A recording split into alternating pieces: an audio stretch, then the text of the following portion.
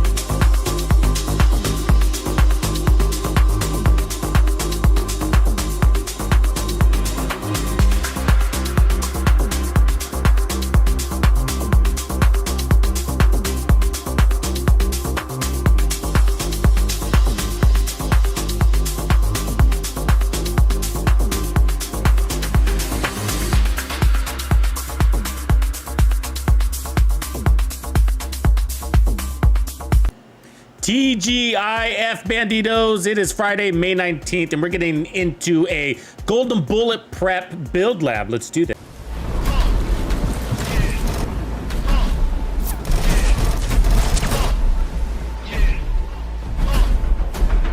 It was all a dream. Now I'm in the limelight cause I rhyme tight. Time to get paid, blow up like the World Trade. And if you don't know, now you know. Born sinner, the opposite of a winner. Remember when I used to eat sardines for dinner? Used to raw G, Lucy beef with the freak. Spread love, it's the Brooklyn way. Funk master flex love. And if you don't know, now you know. Star ski. I'm blowing up like you thought I would. Call the trick, same number, same hood. It's all good. It was all a dream. Watch this.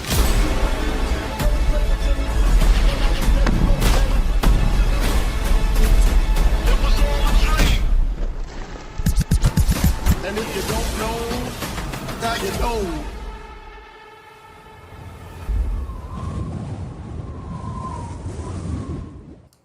All right.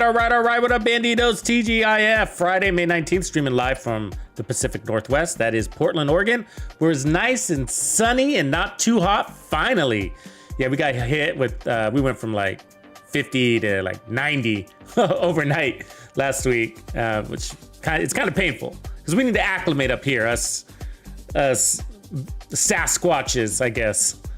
Home of the Sasquatch. So anyways, Golden Bullet is just a few days away. And so, yep, in anticipation, we are going to get you and the entire community ready in advance. And we got some things to think about, right? So Golden Bullet is pretty cool. If you don't know, if you're new to the game, you need to go to your seasons, and then up here you can see where the events are. And as you can see, we have about 3 days and 7 hours. So Tuesday night, or Tuesday morning really, Monday night, Tuesday morning, we'll have the usual weekly reset, and that will activate this event, which will last for 7 days. Why are these events important? These events are very important, especially when you get a good global event like Golden Bullet. We have two ones that a lot of people really enjoy. One is Reanimated, and the other one's Golden Bullet. Both of them are really good.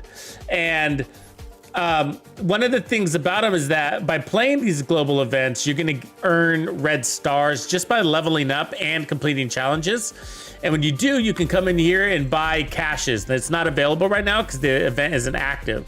So you can only do it for the week in which the event is active. After that, you'll lose all your red stars. So the idea is to farm as many red stars as possible so you can get those named item caches or exotic caches or legacy caches if you're looking for those.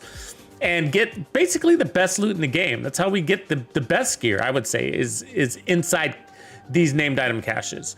So, at the very least. So, the catch is, well, it's not really a catch, but the deal is because it's unlimited red stars, really, right? You can get as many as your heart's desire. So, leveling up your characters is going to be important, which means XP. And so you have directives that can help you do that, right? So when you go to your map, you can change global directives. You can add all 5, and each one of these is worth 20%. So wham, or 25%, sorry. Wham, wham, wham, wham. You can get 125% of your XP. And so that's how you level up even faster.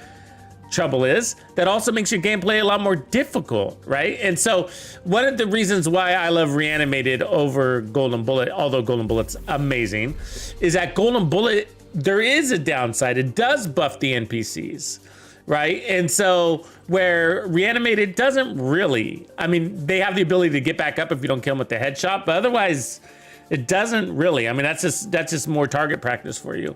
And so you're powered up just by turning on the event. You don't even have to do anything. And then they got the green smoke that heals you. This one, you're not powered up until you get that Golden Bullet. You have to kill an enemy with the Golden Bullet. And then you get it. But if that enemy shoots you with the Golden Bullet, it's gonna hurt. So they're buffed, right? They're buffed. And so once you get that Golden Bullet, you're sort of on a timer, and you gotta get the most out of it before it expires. And you can refresh the timer by getting kills, right? So basically, so that's generally how this thing works. It's pretty easy to get acquainted with it. So there's a couple of things. The most obvious thing that people go into is that you get basically amplified damage, and then you get RPMs and maybe handling. I can't quite remember, but sometimes when you get very high RPMs, it can feel like you get handling, even though you don't. But I don't remember if we get handling, but it feels like you do. But and then those are the things that people usually play into, right? The very obvious benefit. This is like your gun just ramps up in RPM, and of course it acquires more power. So very important things. And so very nice for LMGs, assault rifles, SMGs, basically.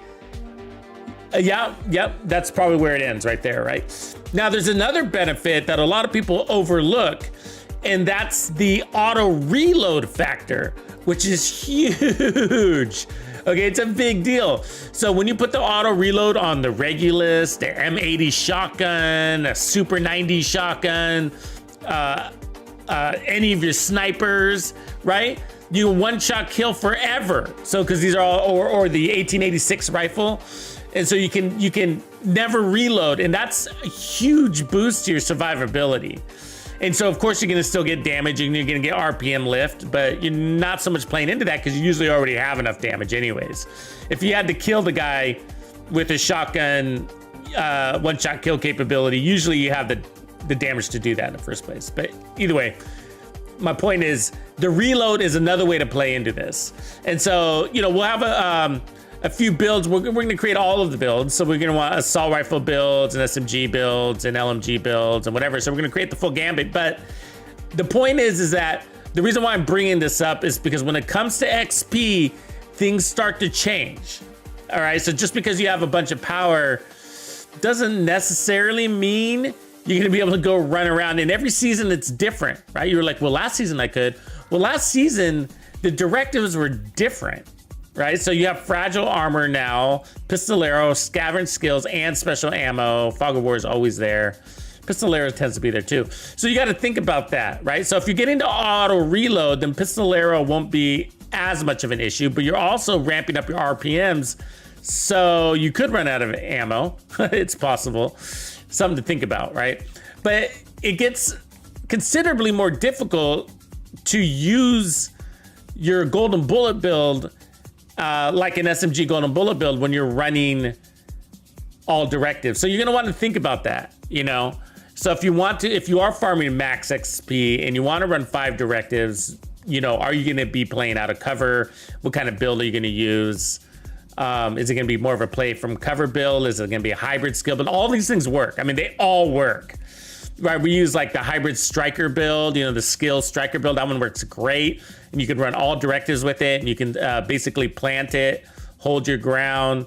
Sniper builds work really well as well because of the auto reload. And actually that auto reload, even auto reloads your TAC 50. You can also do it with the minigun. You could do it with the flamethrower. So there's lots of other fun ways to do it. And so we're going to try to get as many of these taken care of. It's probably going to be a multi-stream process to get all these together. And what I hope to do is drop you guys these builds in like a single video before the event starts, which means that's Monday, right? So luckily hopefully you can follow along so you can kind of get ahead of the game there. And so anyways, also I do have the latest build pinned at the top. So that's the Chuck Norris Demotivator LMG build. Hopefully you checked out that video. It's very funny. Definitely worth a watch. Hopefully you think it's funny. But yeah, let's see what we got going on here. Otherwise, so we got the guns I was thinking about starting off with is the Chameleon and the Backfire. Both of these are very fun for this event. The Backfire is, as you guys know, brings 200% crit damage. And when you put it with the right build, then it can go quite crazy on you in a good way. And so you can be very, very strong with it because you're also going to get some significant hazard protection boost. And then the Chameleon, lots of added damage too. And so one of the things that I like to do is, because I know I'm going to get that power, is to defense up. Because what ends up happening is that once you get that golden bullet, whatever power you have on your build is just so insignificant compared to the golden bullet. So you just need the damage to acquire kills in between the golden bullet, if that makes sense, you know, because as you're waiting for an enemy to come out with it, kind of thing. And sometimes you'll be fighting a whole wave and you're like, there's nobody with a golden bullet. That does happen. So you don't want to go in there with a trashy, like super danky build that doesn't do any damage, because then you can have some painful moments. So you got to account for that. But otherwise, defense up. So any of those like juggernaut type builds, you know, where you can go heavy armor, yeah, push it to 1.8 million. I'm telling you, you can. So you should. Why not? Why not take advantage? You know, these are the times when you should be breaking your rules. You know, breaking your normal rules, get out of your comfort level. I mean, I just really encourage you to just really, guys, just don't go in there with an all red striker build with the striker backpack. You don't have to, you know, you can. I'm just trying to tell you, like, you know, get outside your box. This is the time to do it. But try it, you know, you play your way. I'm just trying to encourage you guys to explore. because these events make you really strong. So last thing you want to do is spend all that time loading up on armor kits. So we were going to start with the Chameleon build yesterday, so why don't we go ahead and start with that today? And then we're not necessarily going to stick to like season 11 strict concepts. It's more about, hey, let's just get the most out of the event. Not that we're going to avoid the Ninja Bike backpack or anything like that, because that could be quite fun. But as we also know, the Memento, depending on how we play, could bring a ton of extra survivability. I got too many mods here going on. What's going on? Why do I have too many mods? Let me fix that real quick. It's not going to let me switch pieces if I don't start deleting these.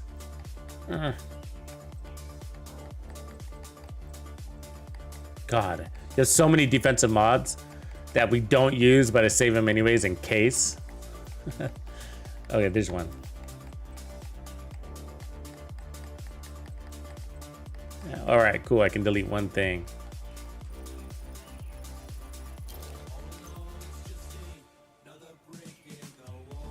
All right, so cool. So anyways, speed. And so that's what we're playing into with the Chameleon. So I've found, like, when you're gonna play into the Golden Bullets RPM and power side of things, you know, the RPM, really mostly the RPMs, just to say that, then I feel like, you know, you don't have to, but I feel like the faster the weapons that are already kind of fast just feel even more amazing, you know, if you're into that sort of thing. So like, you know, any of the SMGs are gonna do it for you probably. The rock and roll is a great build, by the way.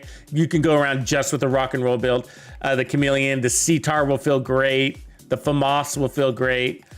Even the Police M4, probably down to like 800 RPMs. Even the Savage Wolverine would be a good one to run for this event, as a matter of fact. But anyway, so the Chameleon's gonna be fast, and so I kind of thinking maybe we go all into its speed. You know, maybe we don't run. Let me see. If we run this, then quite limited on our creativity. But if we run this, then we can go like, I can't remember if it's really easy to get your 100 stacks, or if that's gonna be a pain in the butt without the shotgun. So I think with the Chameleon, you really don't want to play into your shotgun strategy, because once you roll over to that shotgun, you're gonna be kind of bummed out because you're gonna lose all your stacks.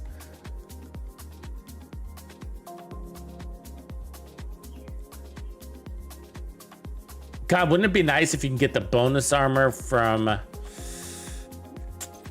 Heartbreaker set with this gun?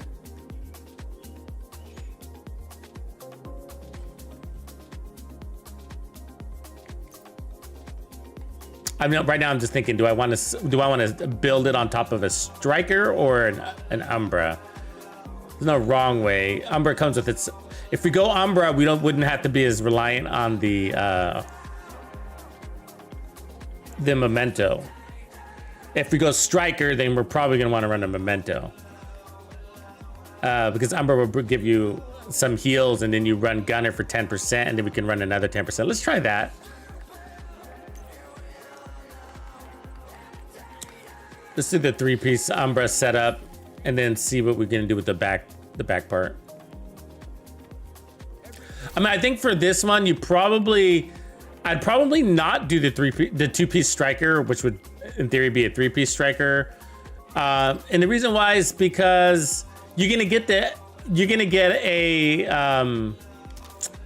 boost anyways. You know what I mean? You're gonna get an RPM boost anyways, and you're already fast with 30%. So, you know, maybe we don't do that. Let's see what I already have. Chevy, 14 months. Beautiful, buddy. Thanks for your commitment. Let's see here. Let's say blue. Definitely gonna add some blues here. Like 1.5 million is probably where I'll try to camp out at. You go all the way, but you know, just to get that balance from when we don't have the golden bullet. And then, so with these 2 pieces, we could probably put some, at least 1 piece of armor on kill, because we're not gonna have bonus armor, which I would love to have. But if we put,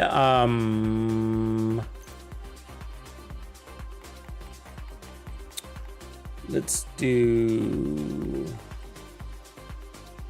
we need a crit version of that, which I should have. The Bellstone is the ultimate, because you maintain your slots and you get the regen also. So that's like usually the better one to go with if you have to make a choice. Where's the Bellstone? There it is. So that one could be good. Let's go with the red one for now, because I don't know what I'm gonna do with the knees. Bellstone.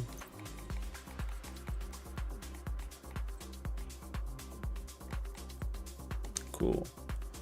And then shoot. So our knees, lots of possibilities here. So we're at 20% armor on kill. So that's pretty good. We're gonna be fast, and then because we got heals underneath from this little bad boy too. And then we could probably put a fixer, but maybe not. I'll probably end up putting the shield and a decoy. Oh yeah, this mask came from an old, it was on a rewards track. It's called Auspice, I guess is how you would say that. I guess it's pretty cool, huh? It's like an emperor's mask. Reminds me of something like you'd get at Caesar's Palace. Maybe when you buy a Slurpee or something like that. Or one of those machines, one of those claw machines. All right. For needs, so we could go, you know, hotshot if we want handling. That'd be 30% reload speed, which would not be a joke. But of course, you have the potential for auto reloads. We can go system corruption and pick up crazy armor on kill. That wouldn't be bad since we don't have bonus armor.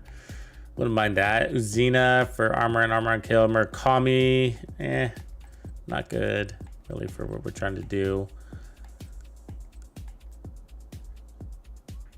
I'm not so sure we're gonna need any more damage, so it's gonna be either handling or armor on kill.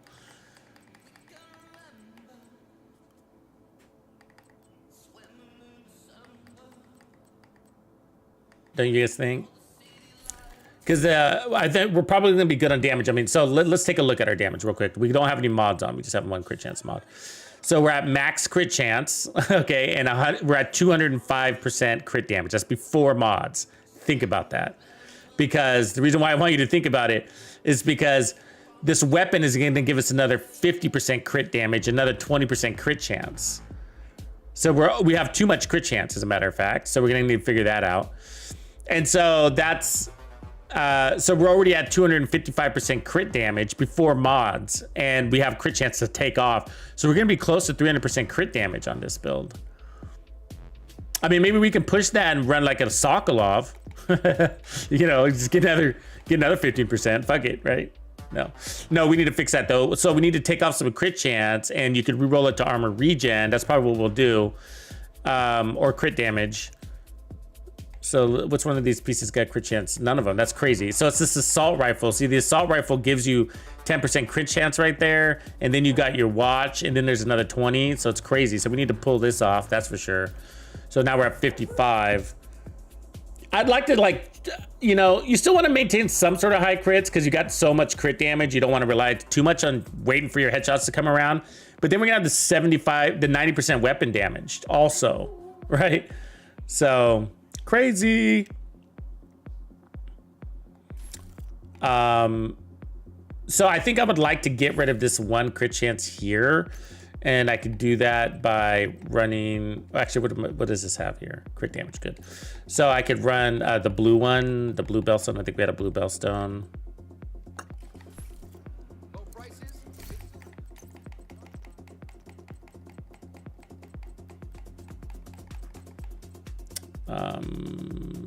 Yeah, that one actually would work perfectly. Get a little, you could also roll into headshot damage if you wanted to go more damage, but I think without the bonus armor, a little bit of extra survivability would be all right. So let's do that. And then one of these, I can try to peel off some. 1.5 is not a bad place to be, but I'm gonna run it. I might add more, so keep that in mind, okay, guys? Like when the event turns on, you're gonna probably want to tweak your armor. It's always like that because I can't test on how it feels with this much armor. But when the event turns on, you probably can armor up a lot higher than what I'm gonna demonstrate. Yeah, so the mask you get from Coney Island is the Deceit. That's this one right here. It's quite ugly, but yeah, you gotta get it. Gotta get it. There's a hunter that's there that you play along. He shows up in that mission, give you a hard time. All right, so that puts us we're at 55 crit chance. I feel like we should have gone down. Why didn't we go down? Oh, that's right. The chest. So I'm gonna push this to as close to 50 as possible because the gun's gonna give us 20. So we'll play that in half, the middle. So I'll put crit damage there.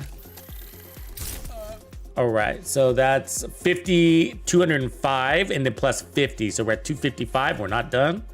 Now we should probably put protection from elites here. The reality is, but I'm gonna have some fun at first and then we'll see how it feels. Ooh, I think I want to run that chest piece. Let me change my coat. I think that looked pretty cool.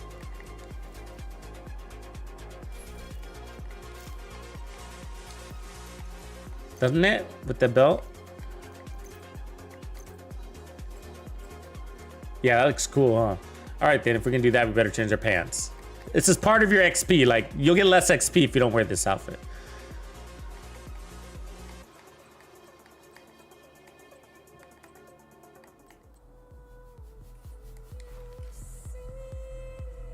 Kind of cool. Some black, probably, huh? The usual. I like the Weaver pants are really cool. They kind of got a little sheen to them. Says that I'm a scary motherfucker, but I'm here to party too. You know. Let's see here. Where's that thing? Yeah, there they are. See?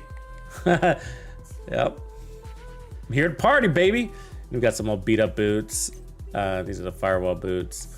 We could put some steel toes on. Actually, the boots I really like are the sniper boots. The Aces that got that little gold tip on them. I like that. That goes good with the mask. And then, do you guys see the new gloves? Did you check out the metalhead gloves with the spikes? Those are badass. It's funny that they put them on a wool sock, basically. What up, Dragon? Okay, so we got tons of survivability here now. So that's giving us this 25%, 35% armor on kill, 1.3 million, and then we got the heals also coming off of this, so we should be good. Let's throw on the shield, and then I'll use the decoy.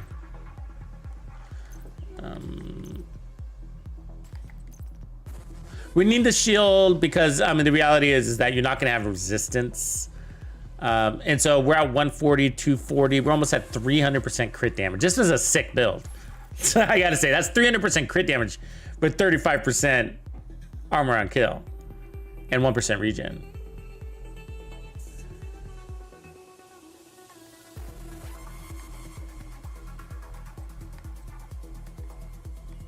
Yeah, it's a beast. And then we're gonna have 75% weapon damage bonus. All right, let's go have some fun. I think that's it, right? Let's make sure we're got the right setup for our gun. Assault rifle, LMGs. Let's move that to shotgun just in case we showcase that. And we're already locked in. All right, map. Here's a good look at the map. So you got Bellstone up here. Heartbreaker.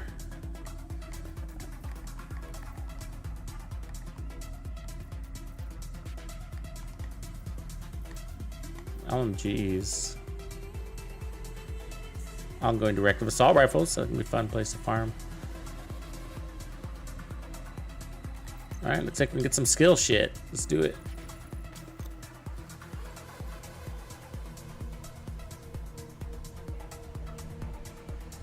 Hollywood is okay. I didn't have so much fun in Hollywood this time. Mason, your face! What's going on, bro? Thanks for that prime. What up? What up, Reaper Hawks? Kepler Dust.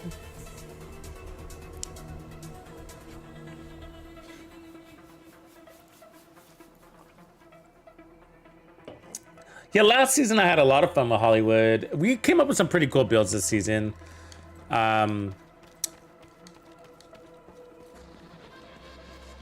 But I didn't spend that much time playing in the event, even though we made a bunch of builds for it. As a matter of fact, I earned a bunch of red stars. I didn't even cash them in. I forgot to. I didn't have that many, though. I think it was like 25 or something like that.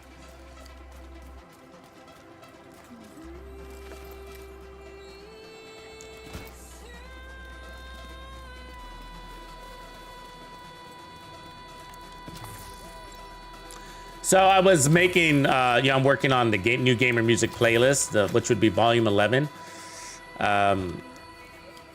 And if you didn't know, those are for the members as a Texas Players Club members as a member perk. And making some sick ones, man. It's kind of trying to diversify the style a little bit.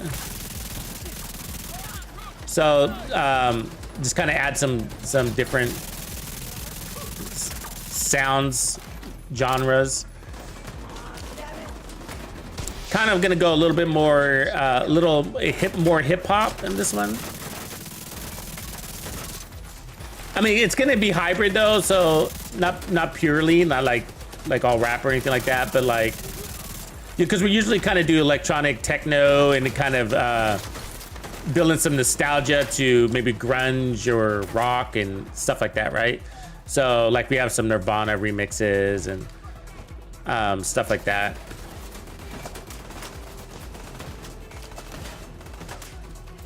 But on this one, it's gonna still the same, so still a little bit of that, but kind of a little lean towards hip hop, a little more to hip hop in this one, I think.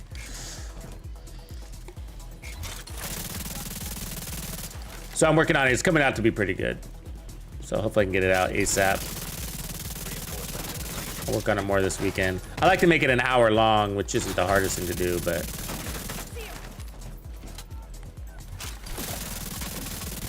it's mostly the lineup, you know, just getting it to be exciting and so that one song plays into the next and helps you kill better. Look at that. You seen that? I mean, how are you supposed to hit shit when they're bouncing around like that? I mean, fuck. So your weakness will be your shield. So watch that. So you're gonna want to take damage. You're gonna want to accept damage to a degree. Because you got such good armor on kill. So you're kind of playing your armor on kill like you would Hunter's Fury, right? I know it's funny, like you're using your body to protect your shield. Isn't it supposed to be the other way around? Yeah.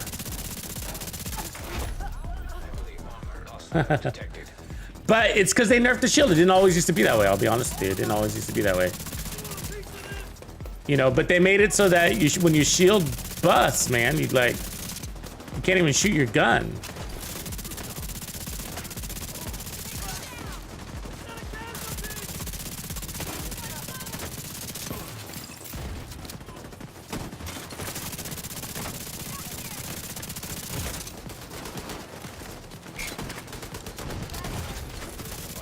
Ah, come on. I should have healed, I guess. We're not taking advantage of our heals very much. I should do that. So remember, with Umbra, you stay in cover for 5 seconds, and you could do that. Give you 40% regen.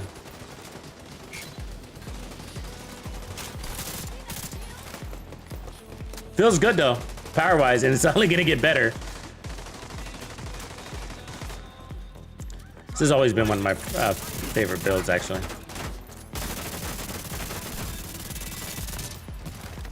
She didn't even flinch? I mean, that's bullshit, right? I mean, when you blow them up and they don't flinch, don't you just want to call BS on the game a little bit? You know? Like unfair advantage? I mean, I get it if our melees aren't gonna flinch them. Okay, so we're really weak, but now you're saying that their explosives are also weak? A whole satchel of grenades is weak now? Okay. Not fair. Detecting additional hostile contacts. We need ammo. We're burning.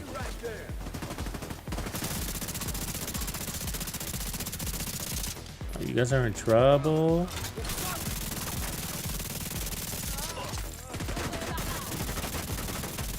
See, she didn't fucking flinch again.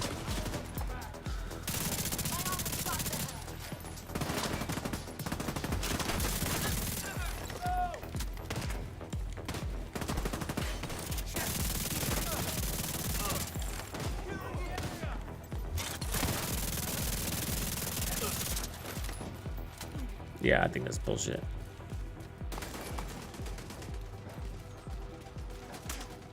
Luckily, we got a little bit of ammo right there, huh?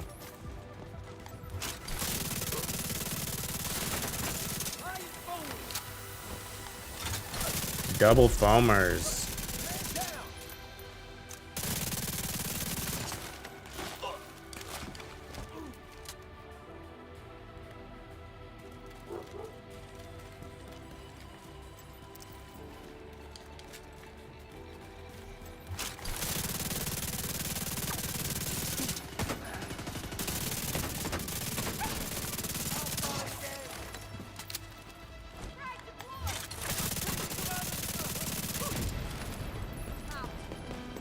I wonder how the Chameleon feels. You know what? I might want to put on handling. I'm not sure I've run this. Has anybody run the Chameleon with that 30% handling? It might turn into God mode. Because isn't that one of our biggest complaints? Because the reload isn't that great unless you shoot at their ankles, which we never really do, right? Ah, cut there. We should try that because I'm not sure I have. Love to know if somebody else has.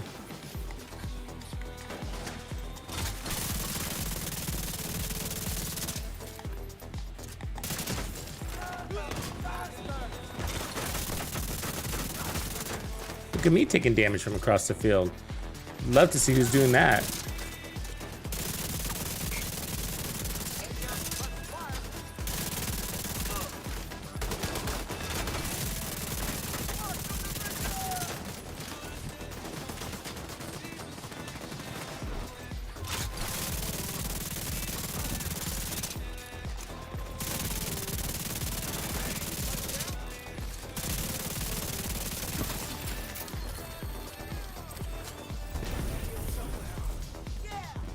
I guess that we got it all.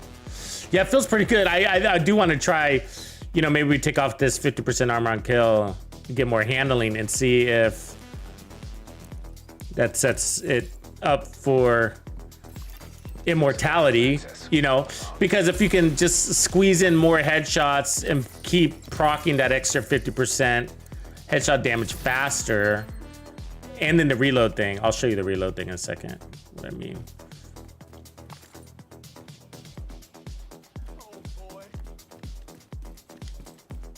So reload. Let me get some ammo here real quick. Okay, so if you look at the reload, it's at 1.7 seconds now, and that's actually pretty good. And that's because we got the 30% reload speed boost right there. And then if you stay still, you get another 10%. And then of course, if you you get 150% reload speed if you shoot some ankles. Excuse me.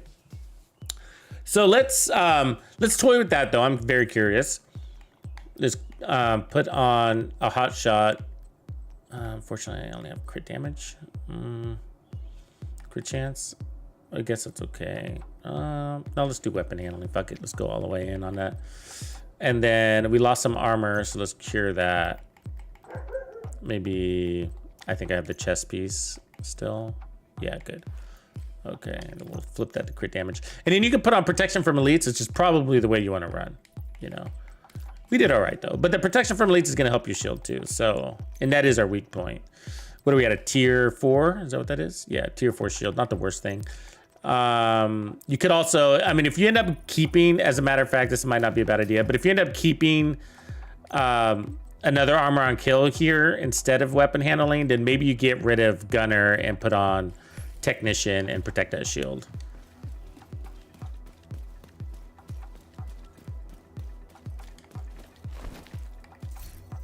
D50.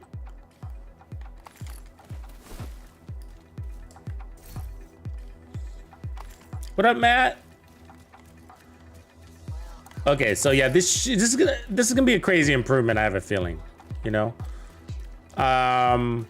So if you run, another way to do this, if you want more power, is to run one piece of Heartbreaker instead of this, and that's also interesting, right? So one piece of Heartbreaker, I don't think I have it here.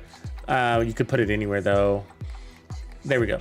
That'll give you 15% assault rifle damage. Now some people think, oh, I'm gonna put on 2 pieces to get the 15% handling, but you're better off running 1 piece Heartbreaker and a 1 piece Hot Shot because you're gonna get twice as much handling.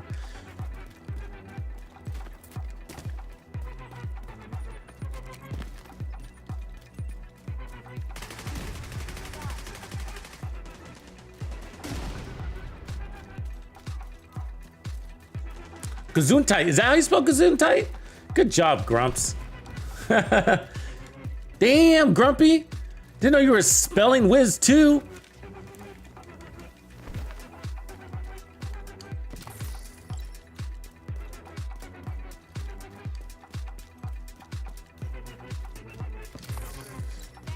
So one of my favorite builds that I learned about, I don't know, a couple of golden bullets ago, was actually the unlimited TAC 50 build, and that was pretty fun. So you could play into that TAC 50 and never run out of ammo because you're one-shot killing with it. Every time you get a kill, once you get that golden bullet, pretty fun. So that will definitely be on one of my recommended builds, and I'm actually going to do the hybrid one. I think it'd make it go even better. It's probably gonna be my full directive build for this season. Hold on, we got somebody behind us too.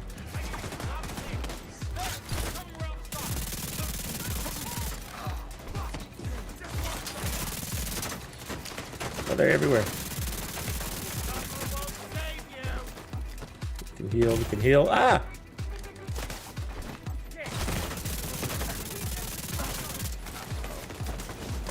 Fuck, they're everywhere. Get off my nuts. Ah! Could not escape, man. They were in all angles. All right. Just go into your settings, Patriot. You can adjust things. Yeah, I didn't like it in the left, mostly because I got lighting setups in my office. So, and it gets blocked a lot. But if you go into your settings, and then I believe it's HUD, UI, customize HUD, and then you can move things there.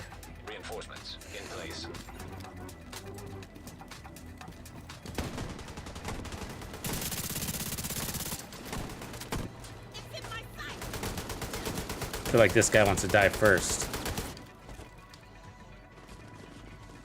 Coming for you. Oh yeah, it feels tight. Oh yeah. See how fast those crits added up?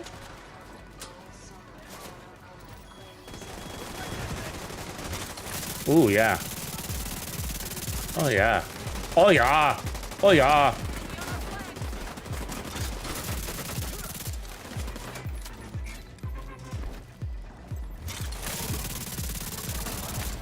Oh yeah, Daddy lucky. You feel like you shoot anything. Like I can, you know what I mean? Shoot the flies off of a, shoot the wings off of a fly. Oh, I better run. Fucking turret shredding me. And there's a fucking drone. All right.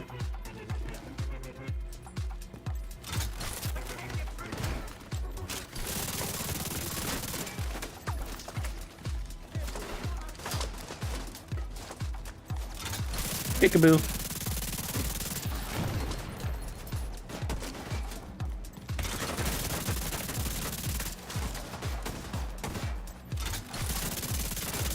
Hold fucking still. Why aren't you dying? Why isn't she dying? I swear they're not giving us credit for all of our damage nowadays. You guys ever... I've only been thinking this the last couple of days, but like, where I feel like all my shots aren't registering. Or it's either that or there's a delay in the damage somewhere. Because sometimes I'll be wailing on an enemy at very close distance, and I don't see the armor bar moving at all. It's almost like they're immune, you know? And then they'll eventually die, but it's just sort of like, wow, I don't know. It's like, it makes you wonder, was I missing shots? It's like, no, I couldn't be missing shots. I was like standing right in front of them, you know? It's not all the time, but I think it's like a server thing. Oh, it's you. It's you over here, lady. Oh, she sucks. Maybe it's a server thing.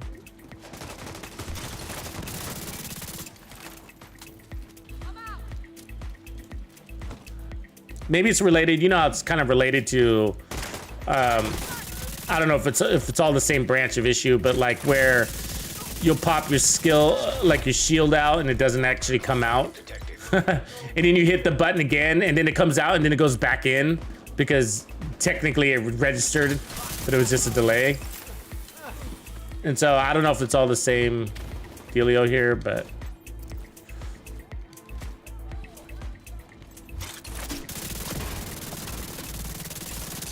Really?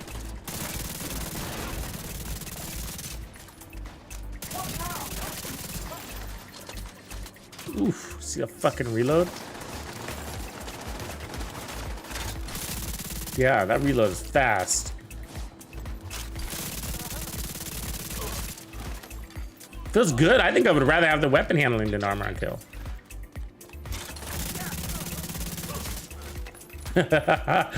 I mean, those are all headshots right there. Let's see. What is my reload's 1.3 seconds. I mean, that's quite a significant change. 1.7, 1.3. That's fast. Like the fastest of the LMGs. I mean, SMGs. Sorry. I'm still learning my weapons. You think it's server lag? Yeah, it might be. That's probably what it is. Because I know they've been effing with their servers for a minute. Incoming hostiles detected. Thanks for the F Shack, Dirty Mike and the boys. Prius is just a good vehicle, isn't it? Oh, look at that. Fuck. Got punched in the goddamn back. You know what I mean? All right. As I was running away, so her punch was faster than my sprint.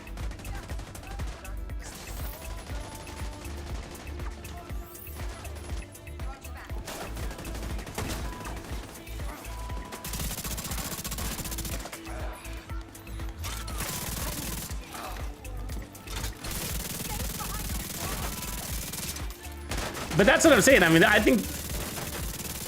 Do you think it's intentional, or it's like? Do you think some of this stuff is just the devs just have no idea it's there? Like, for example, when you blow up her pouch and she doesn't stagger, you know? Do you think that's intentional? Do you think that somebody thought about it and they were like, no, let's make it so that she doesn't stagger. We're shit. Or do you think that's like they have no idea that she's not staggering, but she's supposed to? You know? Look at that. Oh, that was that red bar floating in the air.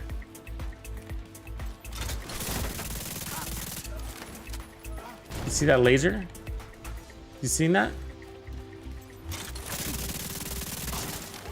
It was like sticking in the air. It's not anymore, but we killed him. Like, you know when Kylo Ren like freezes that laser, that blaster laser, it was like that. Get the fuck back. See, stagger's important because that would keep them off of our shield, you know, but they're wailing on the shield more, and it's partly the Chameleon too. It's not just the character, but that our shield is taking a little more damage than it needs to, you know. And so I'm having to keep an eye on it. But I'm loving the amount of headshots this version is putting in. Additional hostile contacts. What is the hell?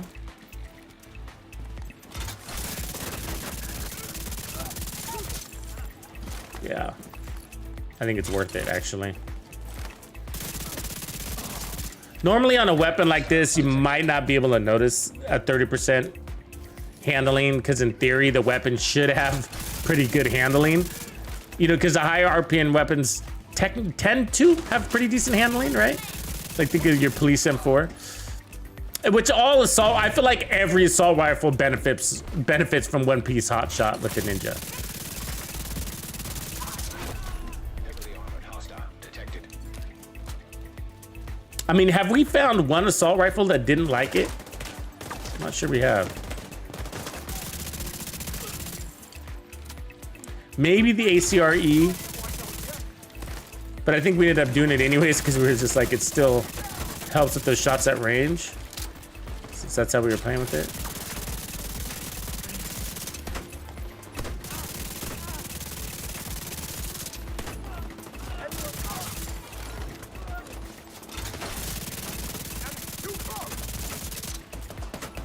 Oh, see that shield? Fuck, he should be dead.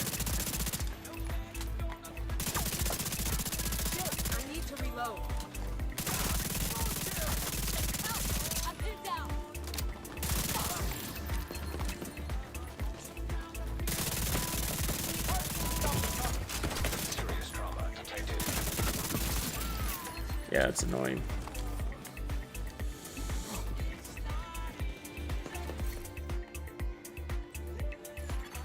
Hostile supply convoy nearby.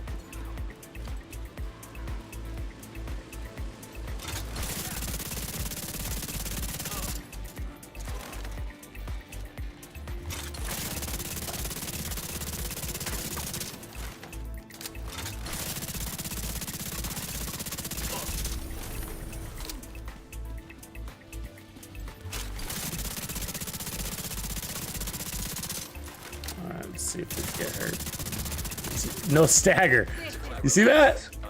I mean, it keeps happening. It's just like, it's not a mistake. It's like, it's not like this random NPC that doesn't stagger. It's like every single one of them. Do you think it changes by the weapon? Like, for example, we should try that. I wonder, like, if we blew up her satchel with like a Kingbreaker, for example, you know, that's got better staggering capabilities. Do you think it would transfer the stagger? Or would that would be too smart for the game?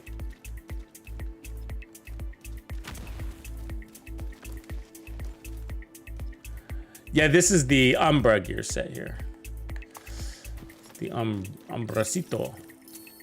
Umbra.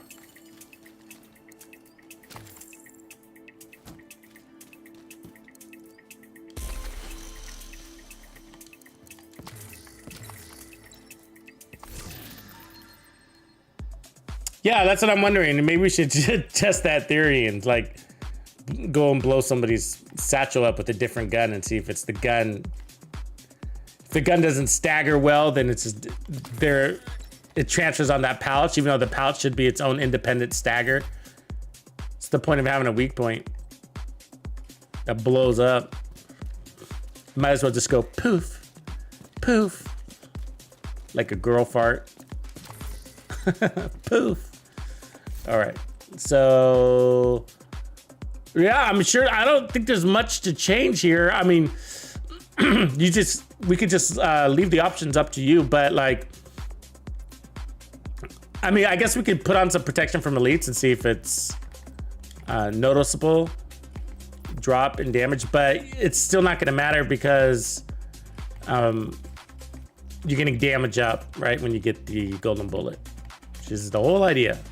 But let's check it out.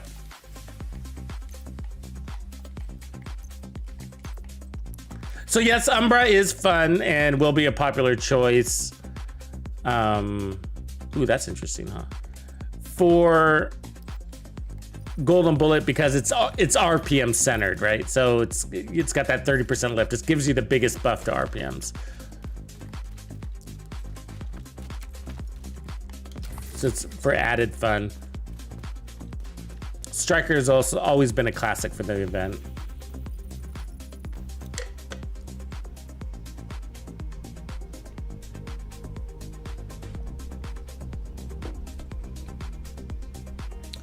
What up, Katie Cat? Yeah, the new set Cavalier is kind of based off of the principles of Umbra, the whole in and out of cover thing, or the two sets of stacking.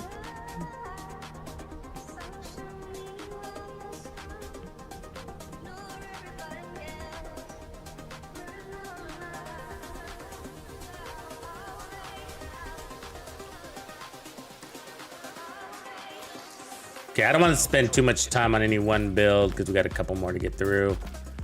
I mean, again, it'll take a couple of days to get all the full series out, but this one, it's not that complicated. It's mostly like, yeah, how am I gonna run it?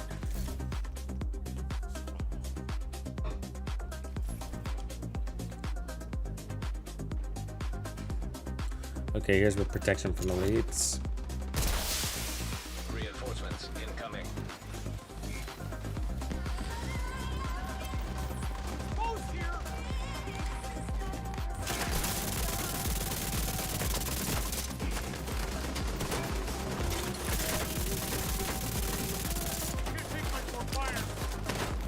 Yeah, they're everywhere. Again.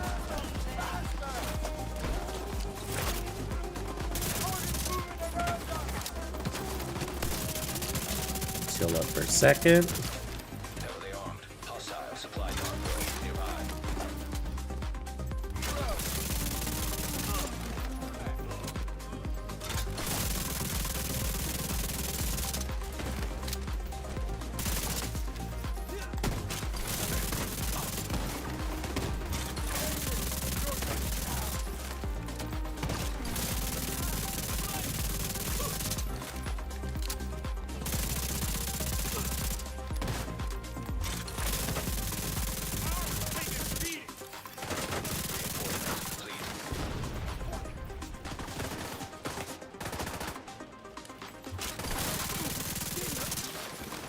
Ooh, we're smashing them, bro.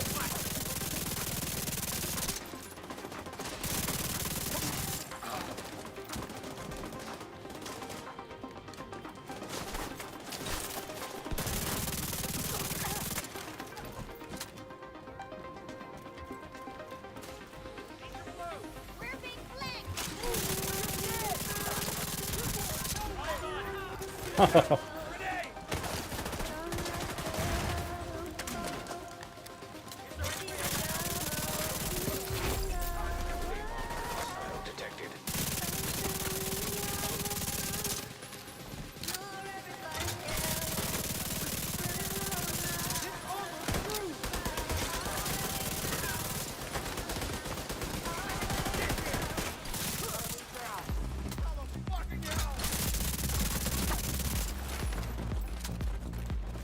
Crit it up.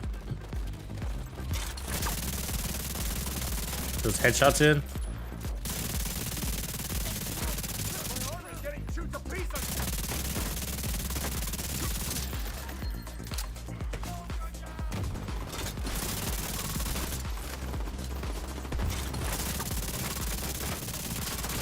They're fucking littered with turrets.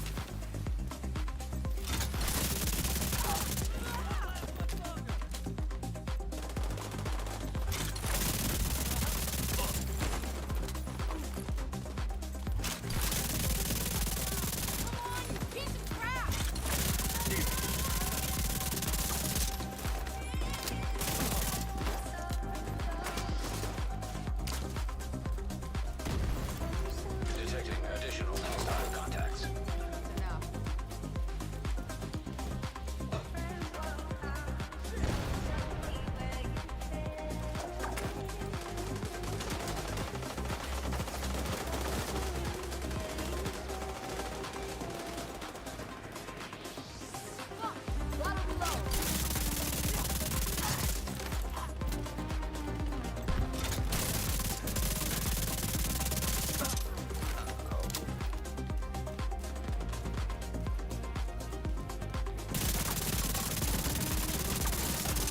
pretty good at range for the Chameleon, I gotta say.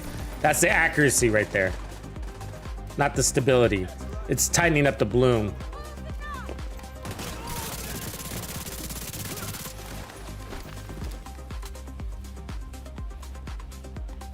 Go.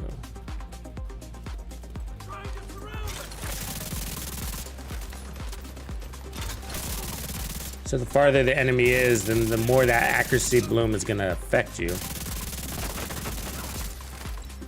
Which is, I think, most people's complain about the handling on the Chameleon. And that's why we talk about, you know, run it like, play it like an SMG and it won't be as much of an issue. So it's just kind of nice to see it performing like an assault rifle, you know, even though it is an assault rifle. It's just...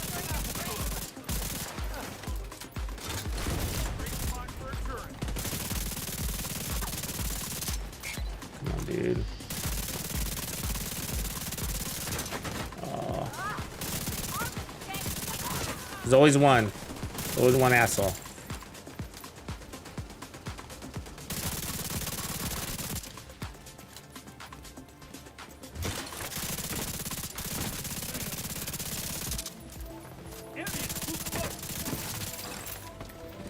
Yeah, 300% crit damage is not a joke, and I feel like we're really maintaining that.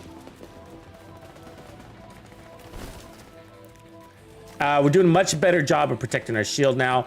And this is actually a harder one for running and gunning.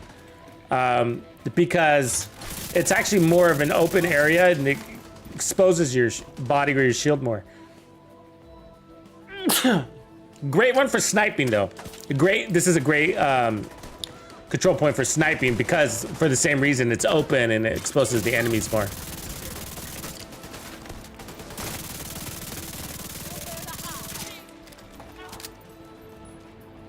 Doesn't feel like I have 20% armor on kill. But I'm not worried about it, but I'm just watching it. I feel like most of our heals are coming from being in cover.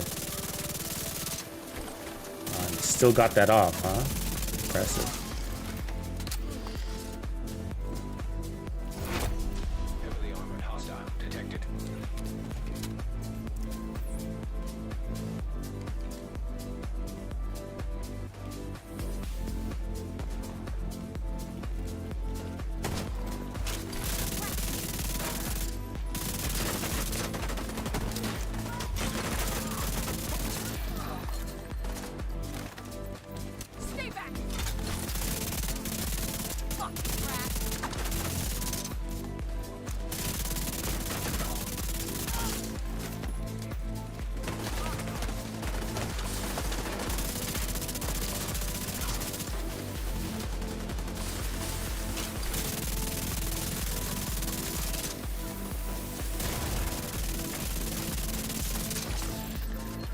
Ooh, see ya, boss. That's the build. That's what the protection from elites. That's why our shield wasn't having as much trouble. Now that I think about it. So we dropped our crit damage. I couldn't even tell. This whole time I was thinking, oh yeah, dude, you know, I couldn't even tell. So let me clear my stacks here.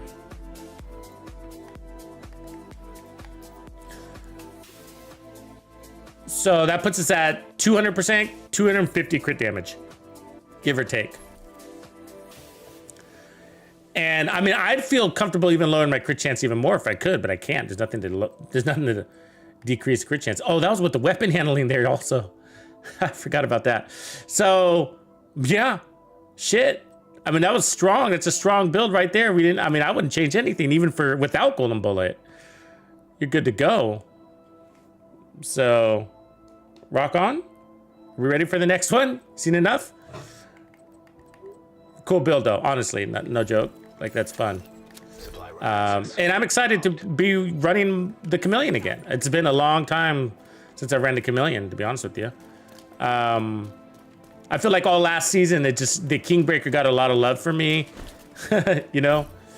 And then we've been exploring a lot of weapons where before, the Chameleon is always one of my staples. It was always one of my favorites. And so I had so many builds with it.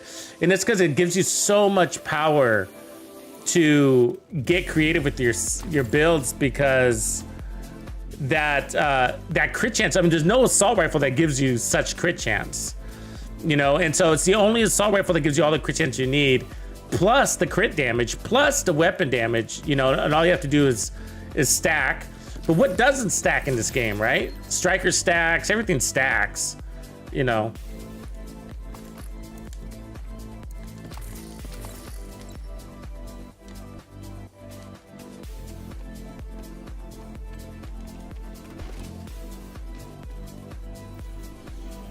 It's one of the weapons in this game, I gotta tell you, that performs way better in practice than on paper. So on paper, the Chameleon doesn't get much love, right? If you see people like, you know, going into a spreadsheet and ranking weapons based on their DPS, not counting the talent. It's like, how can you not count the talent on the Chameleon, right? You can't. The talent is so strong, it's just like an unfair disadvantage. And so on paper, it's always at like the bottom of DPS assault rifles because they're doing the weapon and not the damage talent. But the damage talent is the weapon. It is the weapon, you know?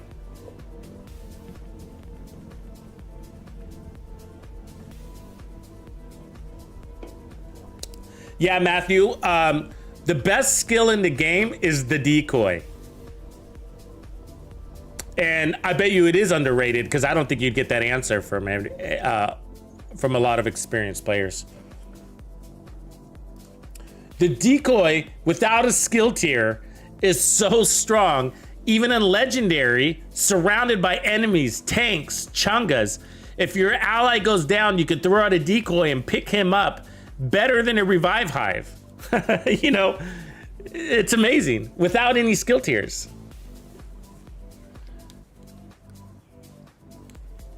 It's usually a proximity thing. And so if you throw out your decoy, I mean, think about what the decoy is used. The decoy is used to solo speedrun legendaries. Think about that, right? Think at the beginning of the Capitol building where you run through the enemies and all you have to do is throw a decoy and you're invisible. You know, it's amazing. It keeps damage off of you. It's basically a shield. It's bonus armor. You know, if you want to look at it that way, it's a shield, it's bonus armor. It's a fixer, you know. And it's better than the alternates, like the deflector is an alternate, right? It's the same concept in theory, which is keep bullets off of you, right? And so the defender diminishes the damage, but its cooldown and duration are pathetic, you know? And you're still taking a percentage of that damage, where this removes 100% of your damage. So cooldown duration is close to the same, but I don't know, it feels so much longer. But yeah, I'm a big fan of the decoy. I put it on so many builds. Good question though. Your decoy takes too much damage, Katie? All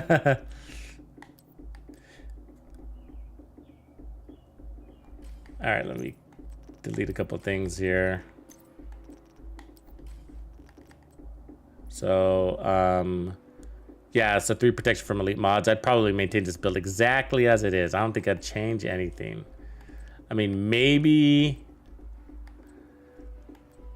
Actually, you know what I would do? I would change something. I'd take off that armor regen. So let me finalize this build here so you can have it. So what I would do is put the weapon handling up and put crit damage down. You see? And so that'll make the build even stronger. So look, so we're at 92. This is basically 192, 142.7, 143, let's say, right? So if I move this weapon handling up to these gloves and then roll another crit damage there, then we'll power up. It's like replacing one of these protection from elite mods with crit damage. So that's an easy way to do it. And the regen just is a little helpful, but not that helpful where I feel like I'm gonna miss it. Where I like having that extra weapon handling, I do, and I don't need crit chance. You could put headshot damage there, but again, I don't think damage is gonna be the solution. Because you're gonna get the added damage. What do we need, Denise? So I think, you know what I mean? You're gonna get the added damage. So I mean, obviously I'm putting on more damage here. I know I'm saying that, but the protection from elites is fine. We got all the defense we need. And this is a performance modifier. And I felt like it was actually working. So my measurement on this was how often I was getting the adaptive instinct headshots crits. And so it made me, I was getting it so much, it makes me want to power down my crit chance, but I have nowhere to remove crit chance. So, so we're not going to do that. But normally I'm like, oh, I kind of want to, you know, I kind of split the difference because the Chameleon gives you 20% crit chance, right? And so I was like, oh, I'll play at 50%. Sometimes I'll even go down to 40% if I'm not too reliant on crits. But with the Umbra, because it's giving you so much crit damage, so now we're at 205 plus 50. So now we're at 255% crit damage. You do want to peek out your crit chance. But we have too much. We technically got 70% crit chance here, which isn't possible. It caps at 60. So, and that's because we're doing such a good job at maintaining our crit chance that I'm willing to accept less crit chance on this Umbra build. So that's the final there. That's how I would run it. If we look at the stats. So we're looking. All right. So let's move on to the next one.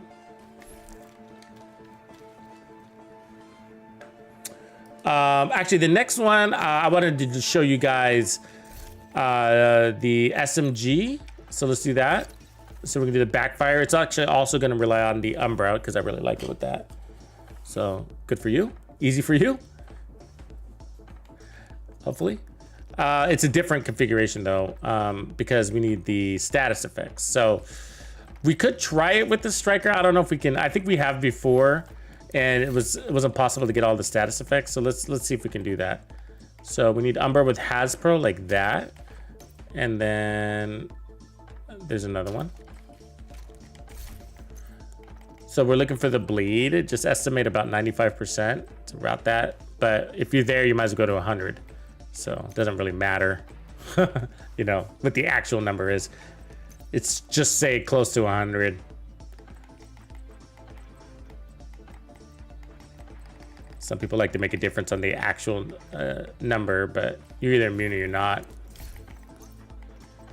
Let's see.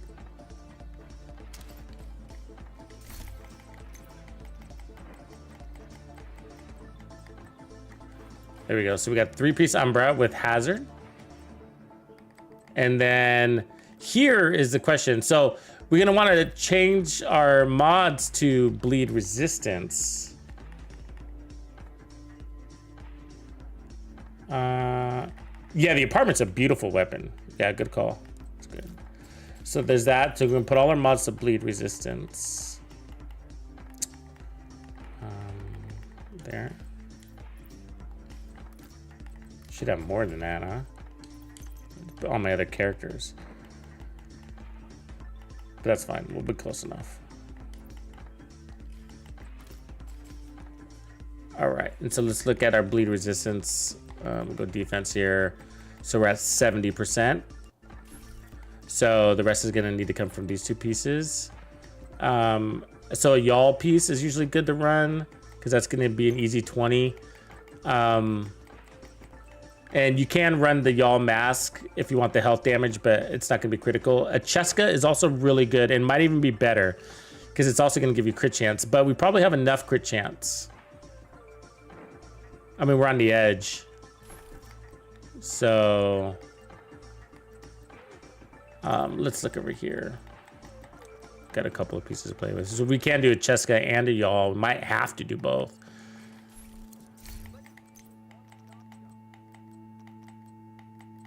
Where's my yawl? Sokolov would be nice to run too. So there's a yawl right there. Crit chance. I wish it didn't have crit chance, but it's all right. And then I should have another one. What's up, y'all? Yeah, that's a better one. So the knees. We want the knees. So what's cool about the golden bullet is it's gonna reload your weapon on kill, and that reload doesn't count as a reload, so you won't bleed. You can play into that, but the times that's not happening, it would be pretty annoying. All right, so there's 20% and plus 5% weapon damage. So it's not a huge advantage to run a yawl with this backpack. We've looked at that. because what it's all it's unlocking is the 5% weapon damage, which is okay. It's not horrible. And then Cheska's is sort of the same thing, you know, but we have to get to that peak, and we're at 89, so we're almost there. We're 5% away. So this piece can go to a Sokolov if we have it. You could also do Cheska. Or actually, you could also do Hunter's Fury if you didn't want more crits.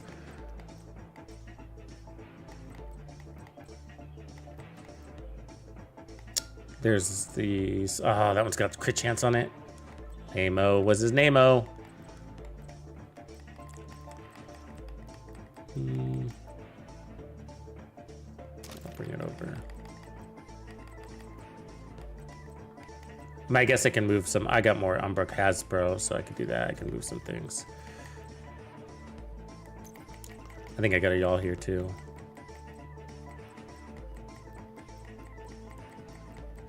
Well, the knees are fine, so it's the if I do that, what does that put us at? Crits wise, I mean Hasbro wise, 89, so it's the same. So that's good.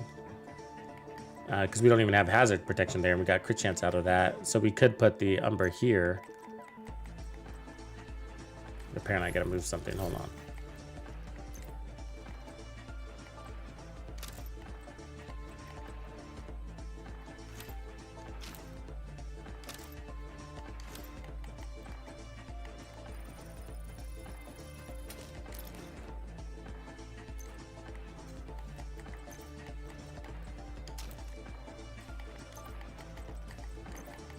See if I got another option down here too, real quick. Yeah, there it is. Y'all with quick damage. All right. So the y'all isn't that great though. I kind of don't want the y'all because I don't really need the 5% weapon damage. It's not a major advantage. But let's put this Umber here for a second, and then the Cheska isn't bad because at least we get the 10% there, and then that probably throws us over our threshold.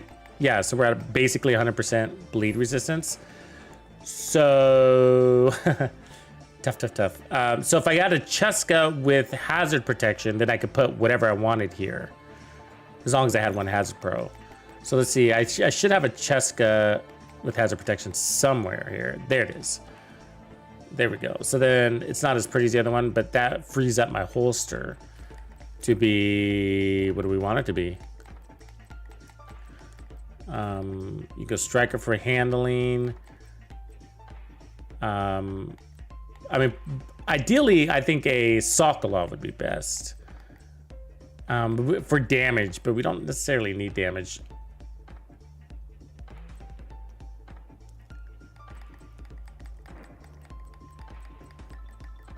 You know, do you really need more crit damage on a gun that's giving you 200% crit damage, and then you're gonna have golden bullet? Probably not. You know what I mean?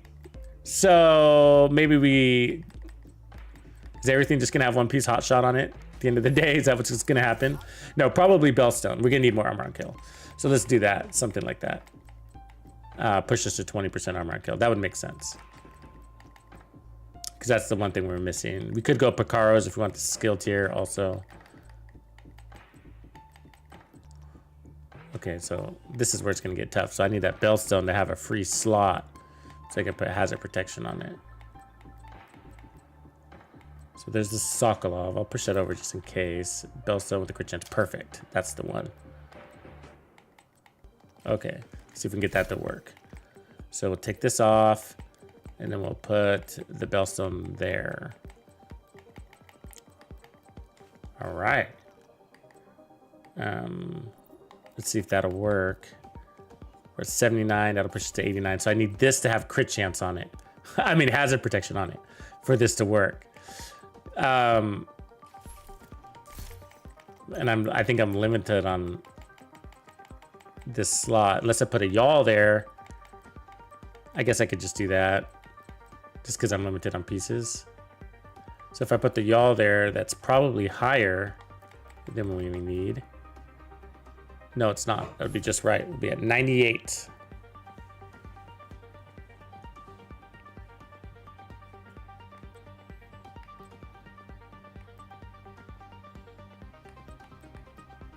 That's pretty decent. That's pretty decent. If I had a Bellstone holster instead, then we could put the... Where was the best Cheska piece? Ideally, we have Cheska over Yaw, but that's the better Yaw. So I do need a... So we have that option, at least. Where's the best Cheska? Do I have a... That one would also work right there. And then that would allow me to put the better Yaw here. I'm just optimizing. Same configuration. Wherever it went. There. I could even go Cheska there, which I'd probably prefer. And then we can put the Umbra back here. Should have that. Yeah. No, that's a better configuration. Okay, good. So now, because I can change that handling to Hasbro.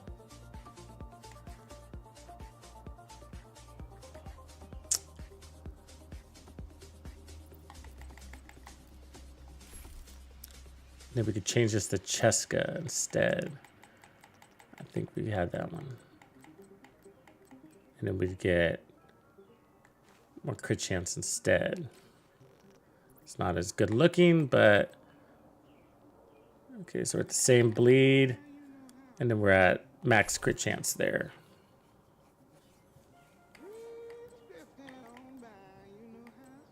But if we don't put that, we're at 51. Yeah, so a little bit of crit chance is going to help us. So yeah, we do want the Cheska. Okay. Or you know what else we do? Excuse me. I think I had this one up here with crit chance. That one. I think that's even, that might be better because then we don't go over crits. So yeah, that is better. So switching just to check. 57. So we are over, but only by 3. Or actually it's gonna go under because I'm gonna put this back. Okay, let's change it. Just like this. This is the configuration. So we want crit chance there, then we get weapon damage and crit chance. We're splitting that. And then we're gonna change that to Hasbro. All right. Yeah, the Bellstone's probably a good idea on this one. You're gonna need a little extra armor and kill. Now it is possible to configure this with the Memento backpack too. You can make this with the Memento.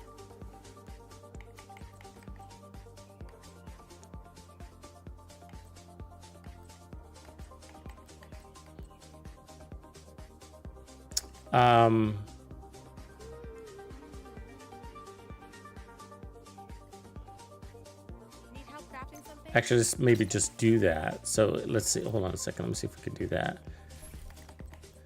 And then that shouldn't change much here. 70, and then we put this to the bleed resistance.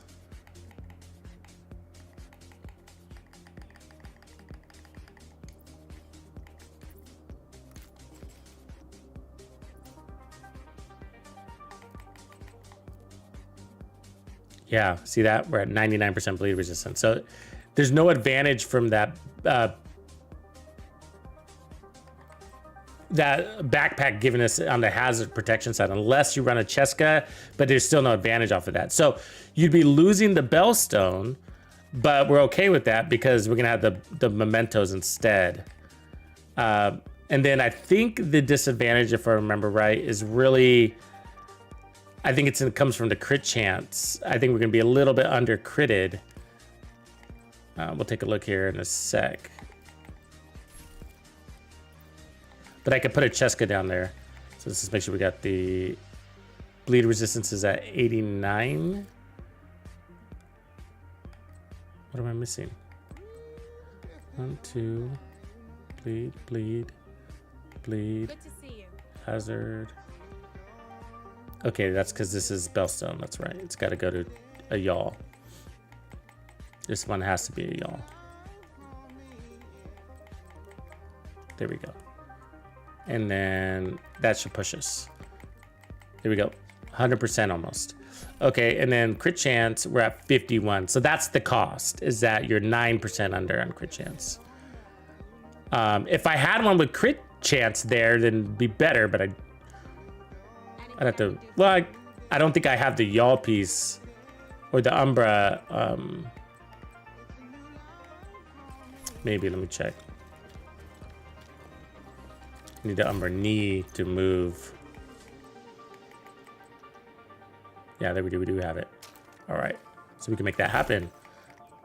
It will matter because you got so much crit damage here. I'll show you in a second. We're going to be probably at 365% crit damage. So yeah, you do want that. Any crit chance you can get is close to your mark. So there we go. Now this y'all's got crit chance, so it's a better matchup. So there we go. So crit chance, we're at 57. Perfect. Literally perfect. So, and then we're going to get 200 from the gun and 100 from the set. So that puts us at 350% total crit damage. Plus 30% RPM and then the heals. And then we're going to have mementos on top of this too. And then we're immune to bleed. So this is going to be a fun build. This is my favorite way to run. So I have created this before. It's my favorite way to run it. And I'll probably add one more armor core, maybe even 2.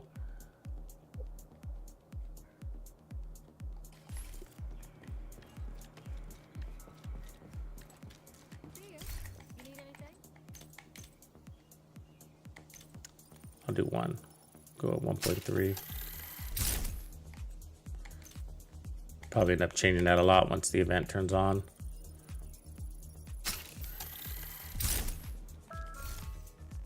Sally Mae, welcome back. There we go. So that's our setup. And then nothing changed. We just redistributed the armor. So everything should be rolled as it should. There we go. So this is the one piece that you have to get. Now, if you don't have this, you can also just improvise. Use an improvised gear piece. You don't need a yaw.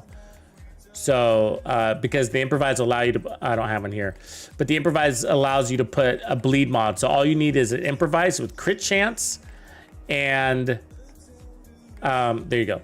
So you need an improvise with crit chance and hazard protection, and then you put a bleed resistance mod. It's the same thing as a yaw. Except yaw is, the credit to yaw is that it gives you protection from all the hazards, but not so worried about that. I mean, all hazard protection, I guess we're at what, 70? We should be at 70. Yeah, so we're at 70% protection from all hazards. So helpful against that riot foam. But when it comes to some of the hazards, I mean, I hate to be all or nothing kind of guy, but I do feel like that about some hazard protection. It's like, I either want to be immune or I just don't want to run it, you know? And that's not really the case, but that's just how I feel about it, you know?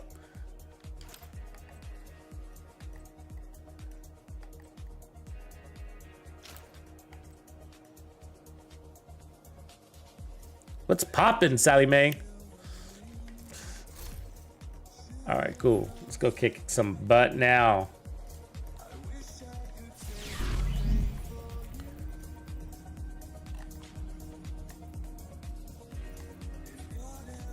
Let's get some mementos first, huh? Appreciate that, Sally. You're personally keeping the dream alive.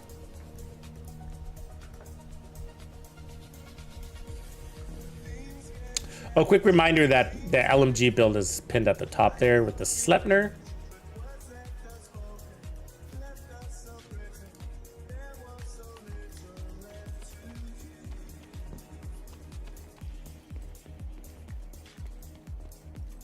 It's been a minute since I've run this build.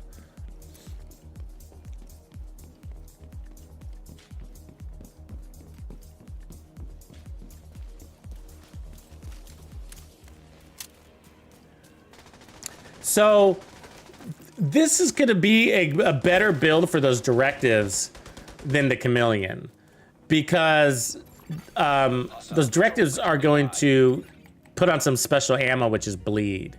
So you're still going to take the impact damage, but the bleed that slows you down will be a little bit easier to mush off. Well, you'll be at 100% resistance against the bleed, so there's that.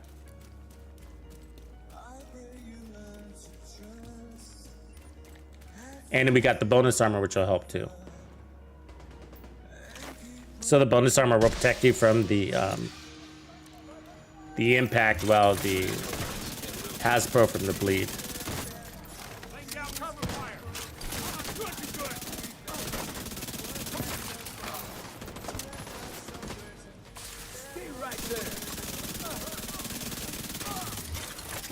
So you do want to play fast with this. You just want to make sure you're constantly shooting something. You just want to tag him to keep that that weapon talent procced, because it'll, if you don't tag somebody within 10 seconds, it'll expire. And then you have to start all over. It's not that big of a deal with an Umbra build, I gotta say, is because Umbra fixes a lot of those issues. Because one of the big disappointments about this gun in the past, or with other builds, is that it lacks a lot of luster, and that's what Umbra does, is it kind of puts some of the shine back onto the Backfire. You know, because the Backfire, for instance, it doesn't have damage to targets out of cover. They didn't give you some crit chance mods, and Umbra fixes all of that. Oh, how are you? You die. So as you can see, we're at full stacks here. And very easy, that felt very easy.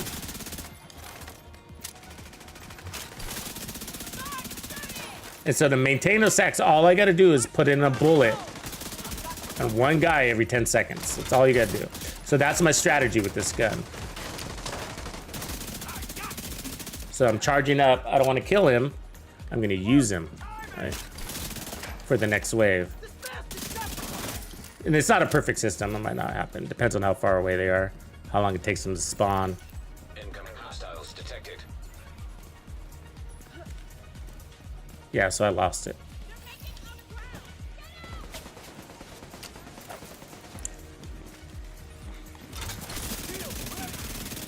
But as you can see, even without it, like,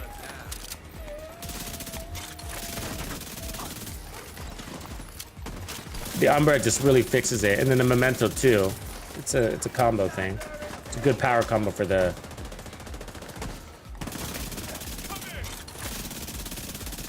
Backfire.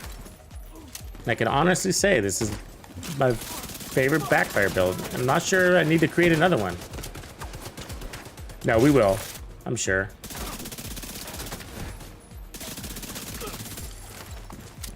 I know they've been trying with the Cavalier set a little bit. It hasn't been looking too interesting though.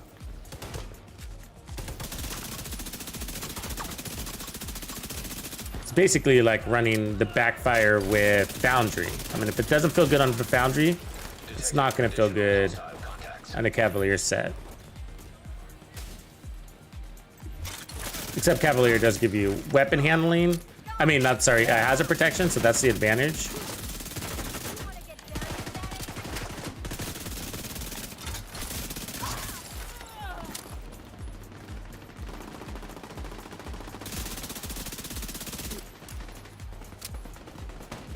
See, I just shot that enemy from a distance.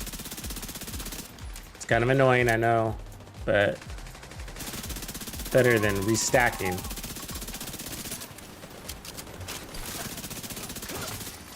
Incoming hostiles detected.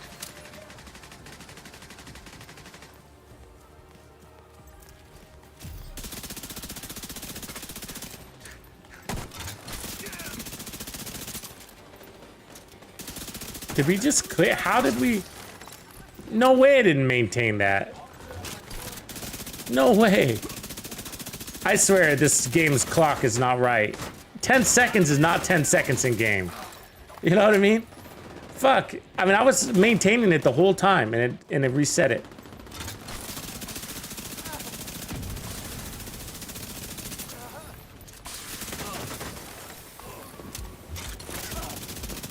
I don't know, but we need to gain stacks, so. Detecting additional hostile contacts. Spent too much time out of cover. It ramps up pretty quickly though, so it's not the worst thing. It could be worse on other builds. Where are you?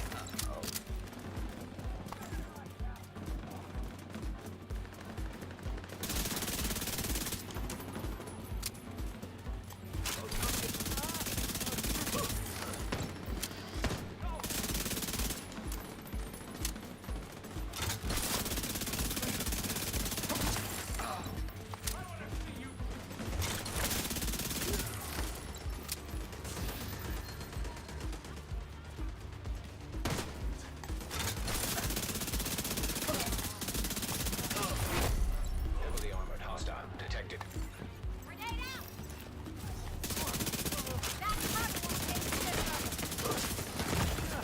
Immediate medical assistance. Oh, come on, I made that turn. Oh, you dicks. You dicks. Oh, I hate when they do that. Horrible. Cool though, cool though. Good build.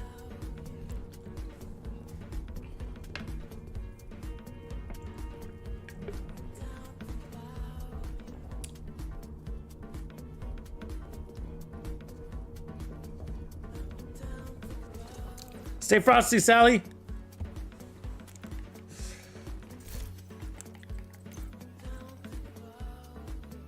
Ooh, that's a nice one. Yeah, I don't know if I would change anything, you know? I mean, this build, we've kind of proven it in the past. Fun to run, though. I like running it. I guess we'll just go back out there and pick up our gear. If there is any. Hostile control point detected. The only trouble I gotta say is, like if I have to pick something, it would be, you know, that Umbra forces you to get in cover, which isn't normally a problem. It's just that with the Backfire wants you to maintain a pretty fast tempo so you don't lose your stacks. You know, and I can get pretty OCD about that. But the reality is it's not that big of a deal if you lose your stacks with this set, because even when you don't have them, you're gonna feel pretty good about yourself.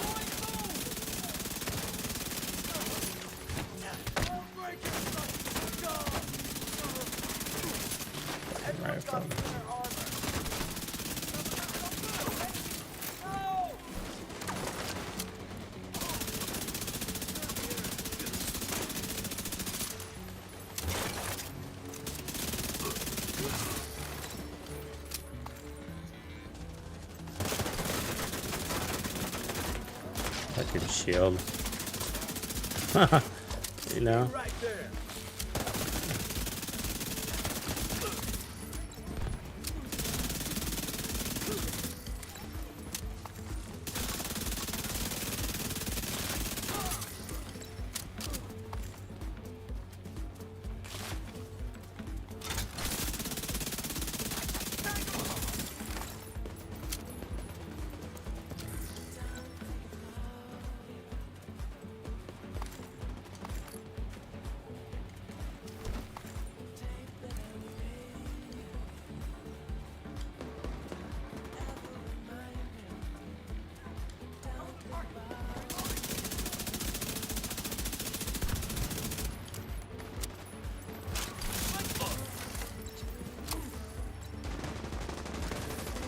I mean, we could probably go up one armored core and then not use our shield as much. So by going up one armored core, we'd pick up another skill tier.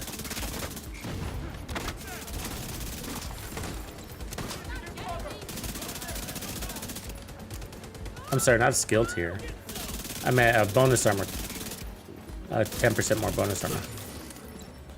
Are we getting the full? We're not. You see that? Okay, so this, we're not getting the bonus armor.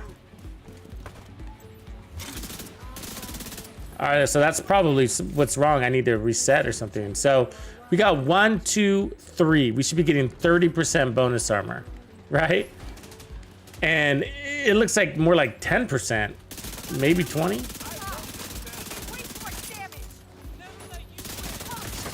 Watch. See that? No way that's 30%. So I think you gotta unfortunately take off the memento to fix that. So annoying.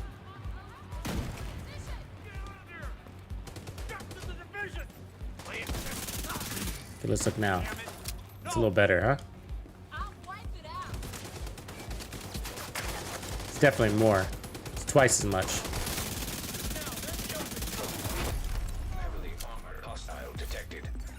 Take it off again. Maybe every time you take it off, he gets it right.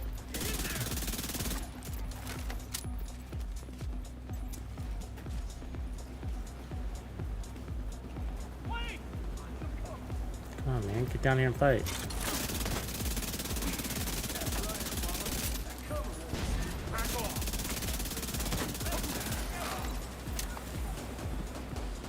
Yeah, it's more, but it doesn't look like 30%.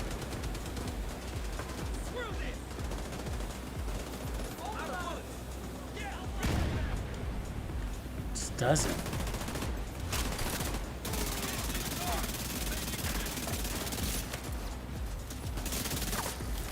I'm not gonna grab that trophy. Ah, it made me take it. Didn't give me anything.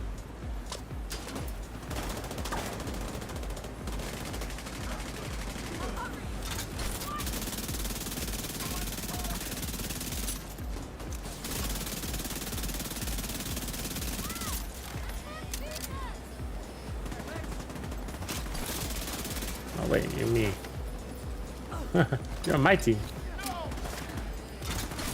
There you are. Okay, so I'm at full armor. There's no way that's 30%. There's no way.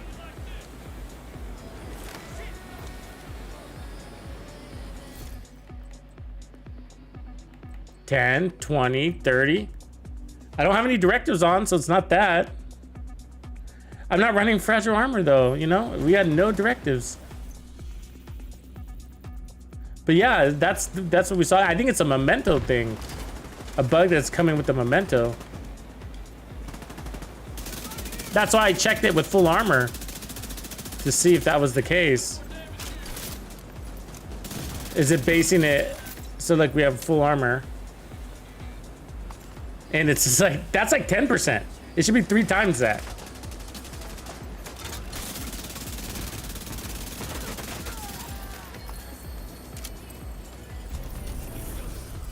Oh, great, rogues.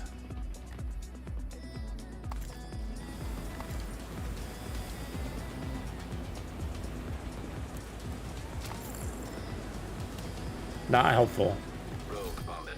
I don't know how long that was working. I mean, I guess I could, let me just grab this gear and we'll reset.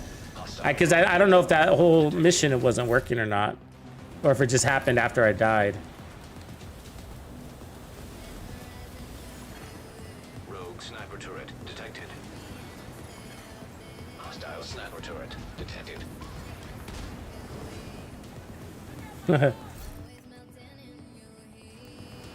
Should be able to control the weather in a game, I agree.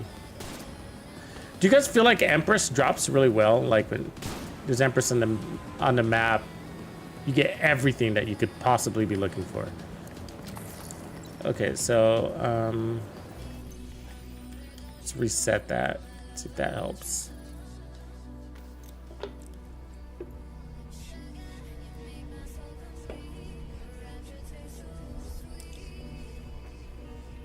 The whole, so you know, like, I mean, there's lots of reasons why I run the Memento, but the bonus armor is the strongest one. So it's like the thing, like, I'd rather it not give me damage.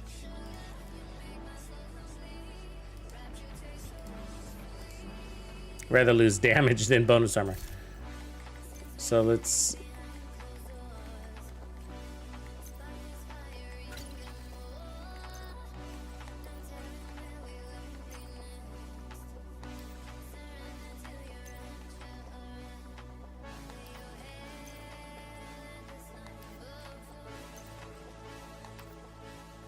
Well, that's nice little browsers. I'll take that one.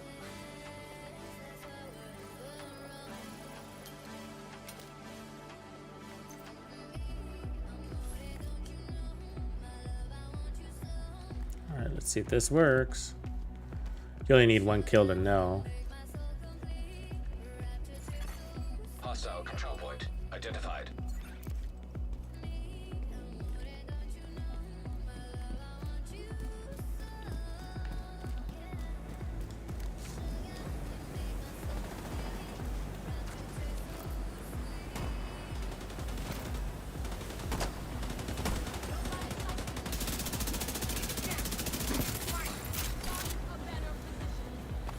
It's no. Same thing.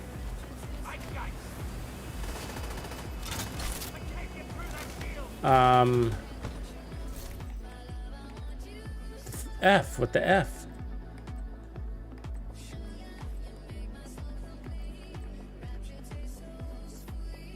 I mean, I guess I could try ticking off this. And then let's add another armor core and see if we see a change. Or let's take off an armor core. See if we see a change.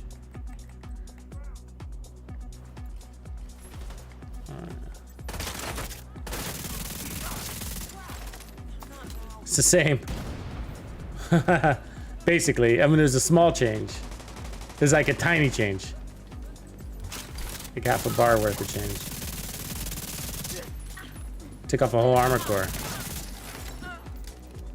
So it's close enough to you can't even tell the difference, you know? So we went from 30% armor on kill to 20% armor on kill, and you can barely tell the change. It's like half a bar's change, and it shouldn't be like that. It should be like 5 bar change. Oh, lame. I mean, the only thing I could think of is logging out now, or go back to the White House. See if that does it.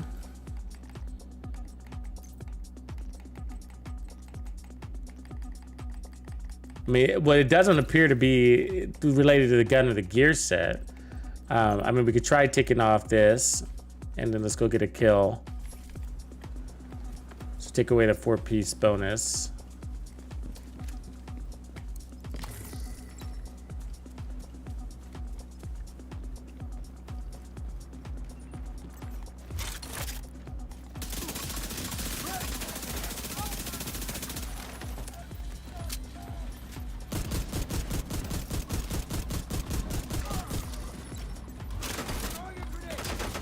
A little bit, yeah, it's just basically the same. So it's a little bit more because I put back on an armor core, but it's not what it's supposed to be. Agent killed. It's lame. Let's go back to the White House, see if that fixes it.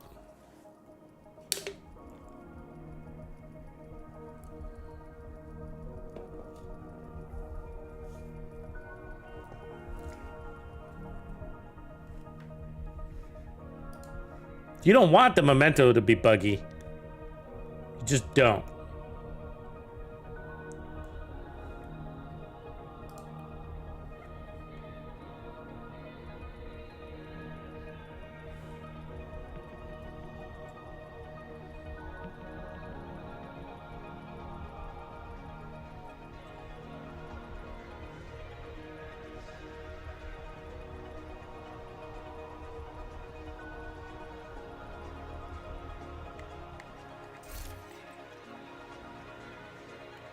So if I have Striker, then I could switch on the fly. Okay, but I need to know if going to the White House fixed it. Okay, cool. So we got all the Striker. Just put on whatever.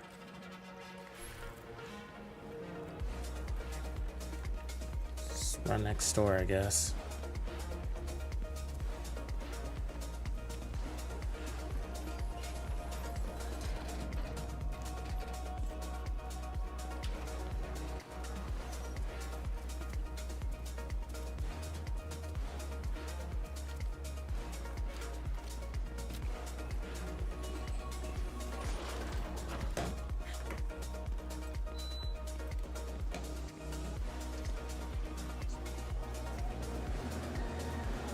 Hopefully this works.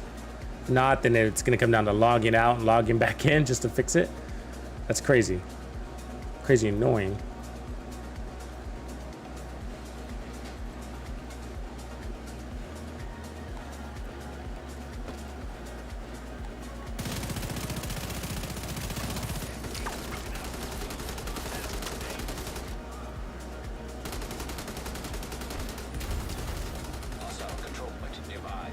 It's more, but that's not 30%.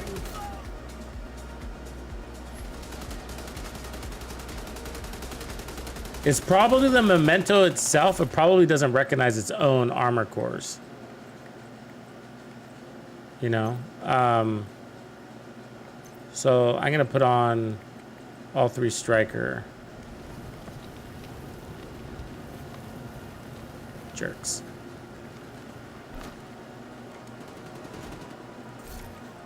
It probably has nothing to do with Umbra, but I'm trying to resolve this issue. But next step is to just log out. All right, this is a full striker set, and then I'll just put a hot shot on.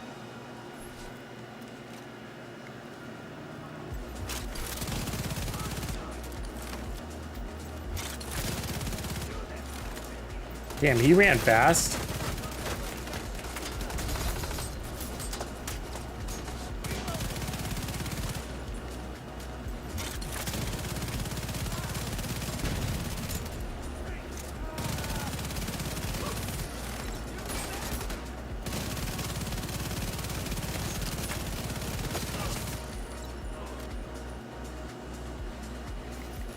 There we go. Oh, it's even worse. You know, that should be 10% right there, and that did not look like 10%. Let's put another armor core on. Brazos. Let's get a full armor core on. There we go. So this should be 20%. I mean, it's growing, but in partial increments. I mean, that's not 20% of our armor, is it?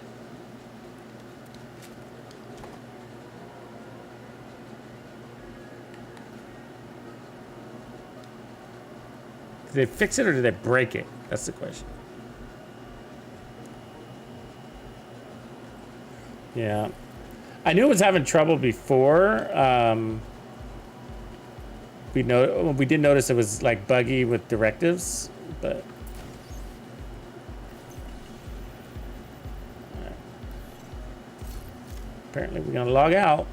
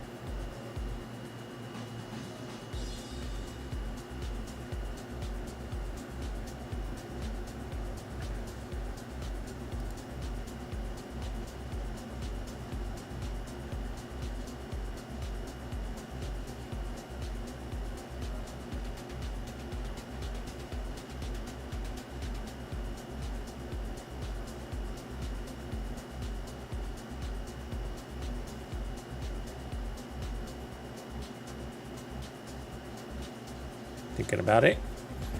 All right. Entering safe area.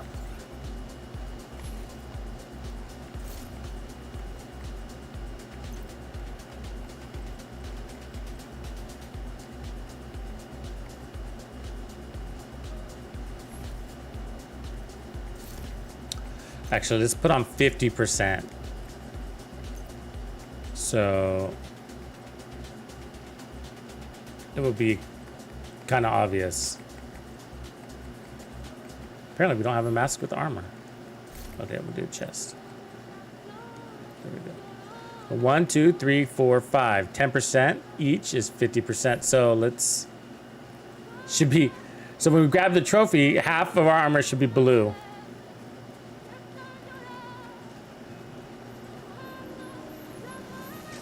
Well, half of a half.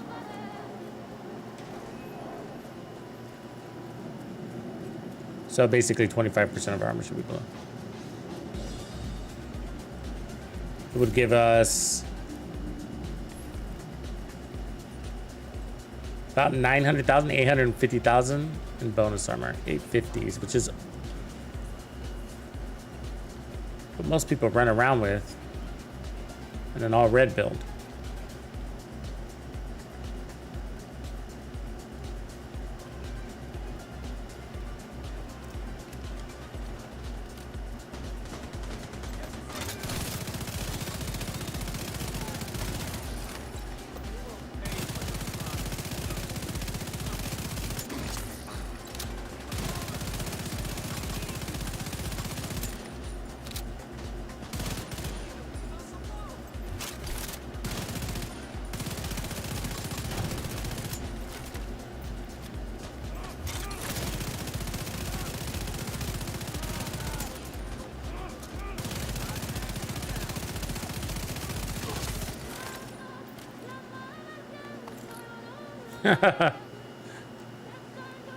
I don't know.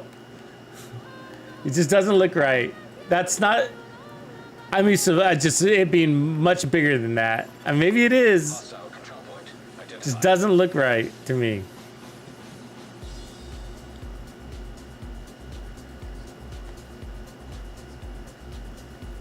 I mean, 50% bonus armor.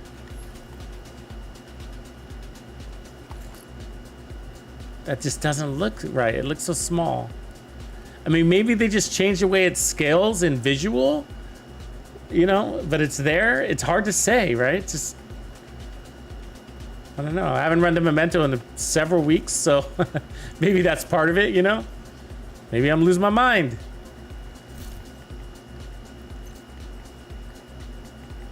I don't know. I'm gonna have to toy with that some more, but I have a feeling it's just not looking like it was before. But I'll have to review some old footage and see, because we got lots of builds where we're running max armor, Memento setups, and it seems like it's a lot more.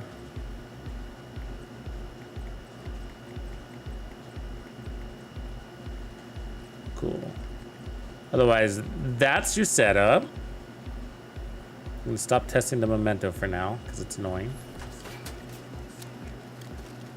Because I don't have anything to compare it against, you know.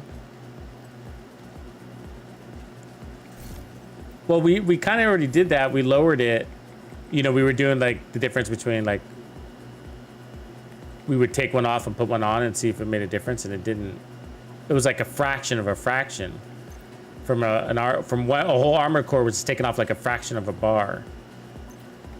I mean, we could try putting on another blue here.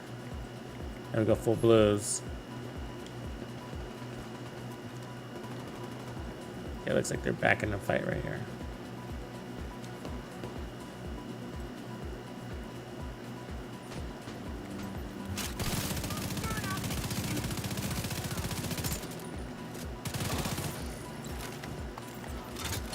Yeah, I mean, does that look like 60% of our armor is bonus armor?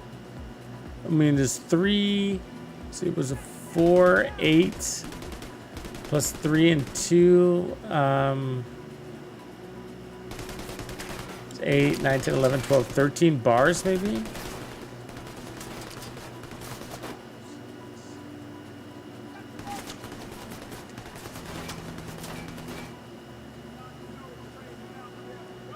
I mean, it should have been, it looks like it was missing. So that's 60% bonus armor right there, right? 60%. And I was counting my bars. Go away. Go away. So how many bars is that? So it looks like it's 3, 4, 5, 10, 14. It looks like it's 14. Let's confirm that. That look like 14 to you guys?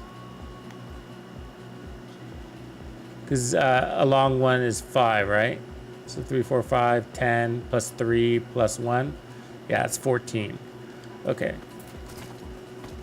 And then otherwise we got in fives, 5, 10, 15, 20, 25, 29.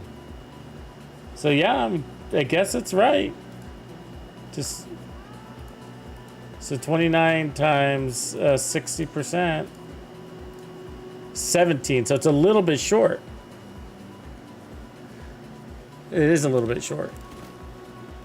Should be almost 18, unless I'm not maxed out somewhere. But we are. So it is a little bit short. Not as much as I'm thinking, but not as much as it appears to me.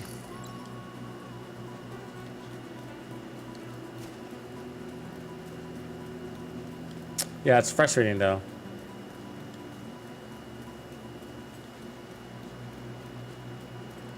Because you don't have a way of comparing it practically, you know? So that's why you kind of sit here and go, am I losing my mind? Am I imagining this? You know?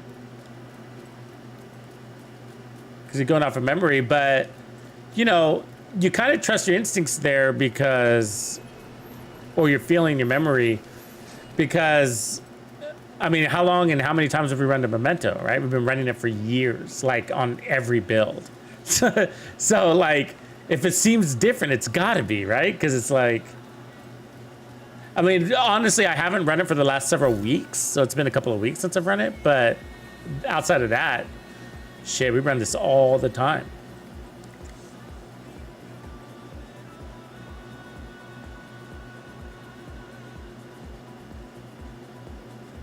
Yeah, you get more? Huh. You think it could have, maybe it's something in conflict. Because I logged out and logged in, so, you know, you'd think that would have fixed it.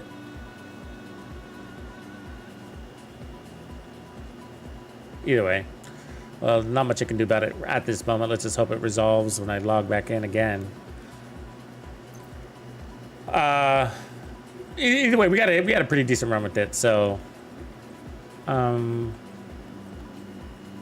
see if I have the other one here.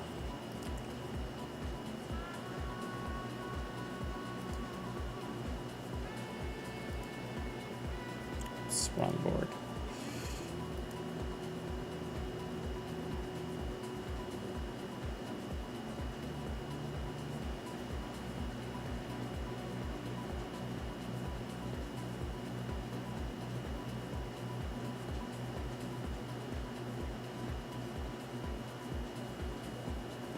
So we got an LMG.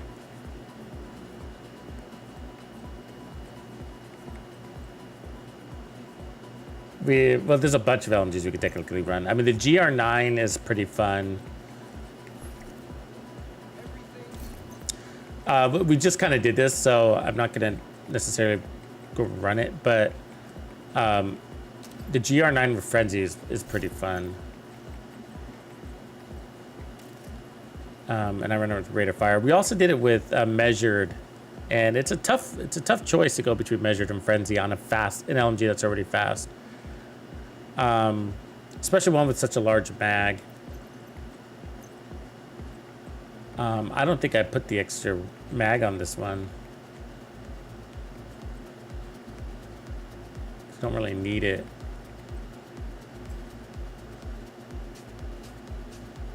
It's a cool skin on that thing, isn't it?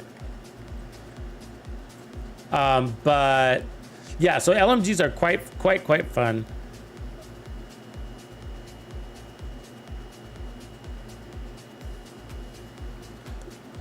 Yeah, so we'll do speed today, and then tomorrow we'll play into the auto reload system.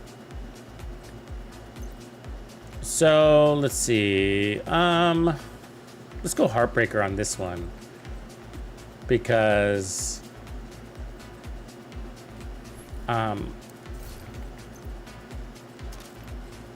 it's a good way to defense up without defensing up, so to speak. You know what I mean? So, because it's going to give you so much bonus armor, and it's so easy to get, and you're not losing any power for that. And it's nicely set up for LMGs.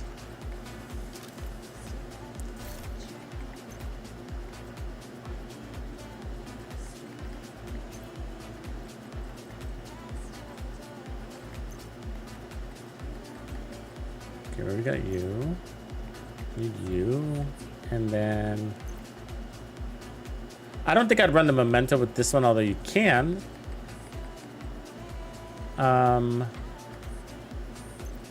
This one would actually be a good Catharsis build. Because you'd be relatively still. You can be relatively still. And then that would allow us to go major boom boom. I mean major, do I have the backpack? Yeah. So the backpack is really cool on this one, right? The Heartbreaker backpack's nice to run with that chest. Just to give us an excuse. It'd be an easy build to run and you'd feel pretty good about it at the end of the day.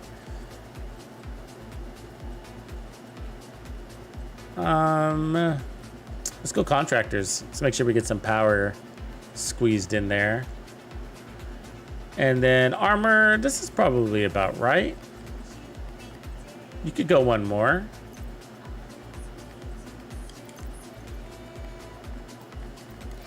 I don't know if I'd go more armor than I would like protection from elites. I'd probably do that instead.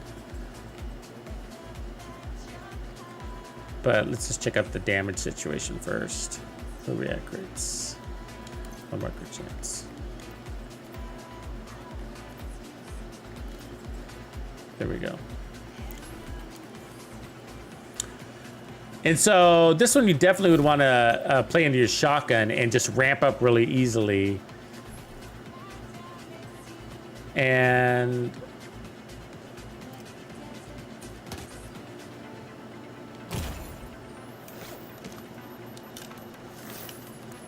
getting my stacks for my mask. All right. No kills required, just point and shoot and get all your damage. And you even get more damage when you take damage. And that's why we like this one, because you got a lot of resistance with your bonus armor. And very easy to stack up. Now I have gunner on. And so the downside with this gun is that it doesn't take the laser pointer, so we might change because of that.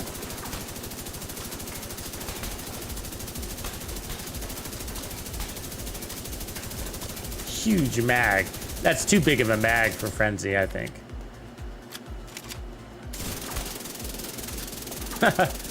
So that's what Golden Bullet's gonna feel like. Okay? That is Golden Bullet. Golden Bullet is basically Frenzy.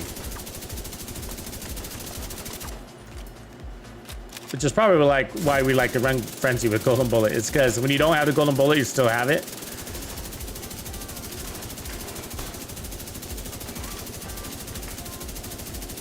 Anyways, too big of a mag for me though. That's the one thing I don't like about this weapon. Like I don't necessarily like running with, because I tend to reload anyways. There's just too many times to reload, you know? But as you can see, very good build. Let's see about a different LMG though, or at least a different talent. I mean, we could run the Dare and get Flatline. That's pretty straightforward, isn't it? We have the Black Friday if we want to run around with horrible reload. You know, I don't get this weapon. I don't get this weapon at all. And does anybody understand this weapon? Like, why would you want the damage at a less stability and accuracy? Because it's a laser beam? Is that why? Is that what I'm not realizing? This would be a good all-directive build, by the way, as long as you figured out your ammo situation. So again, the only downside about this LMG, whether you do the Dare or not, it's what's just annoying is that they don't take the laser pointer. Why would they not do that? But that's definitely more damage more often.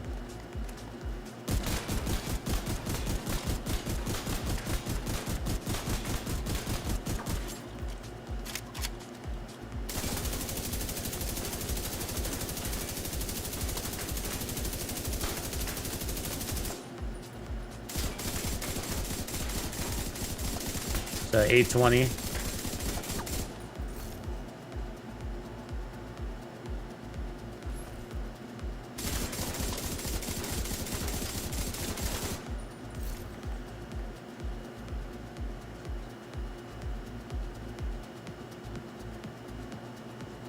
the backpack is probably a pretty nice thing to go with for this event, you know, because you're gonna damage up. Unless you wanted the Memento, which you could do that too.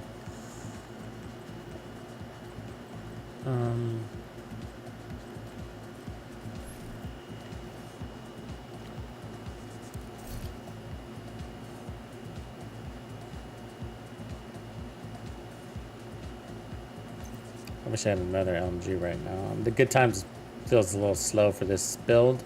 I like that weapon though.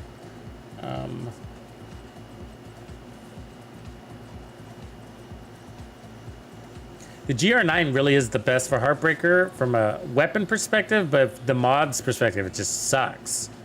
It irritates me, you know. They don't give you that option. And this doesn't take it either, right? Yeah, this doesn't take it either. What? I mean, so you can sit there and pretend you're gonna get all these headshots with your LMG, but you know. But out of the testing range, you notice that you're having a hard time stacking. So we've tested this already. But if you were gonna go this way, you don't want to run the chest piece in the backpack because it's gonna require too many headshots.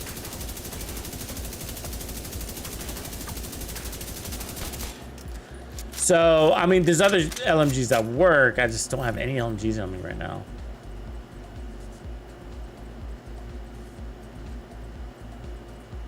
And of course, we can run the Night Watcher mask to avoid that. I don't think I have that either. So if you run the Night Watcher mask, you could just pulse. Or Sharpshooter and run your Tactician drone. Oh, yeah, I do have that.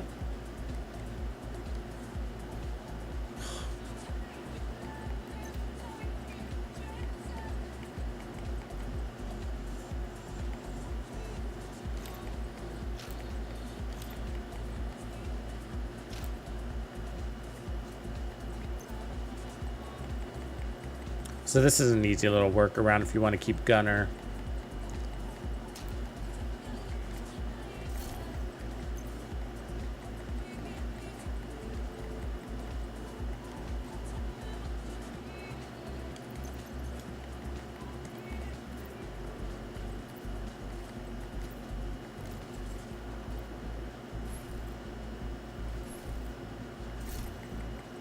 I sometimes just kind of get annoyed by having to push this button over and over again.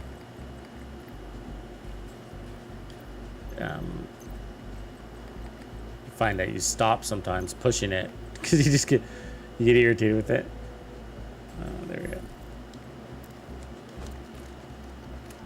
So all you gotta do is hit this and it'll pulse them, or it won't. You gotta hit it twice. And you can just same damage. We didn't really change much. We traded some crits. The 30 weapon damage off for the 30 weapon damage off. But we gain more armor this way too because we're running Healer Guard.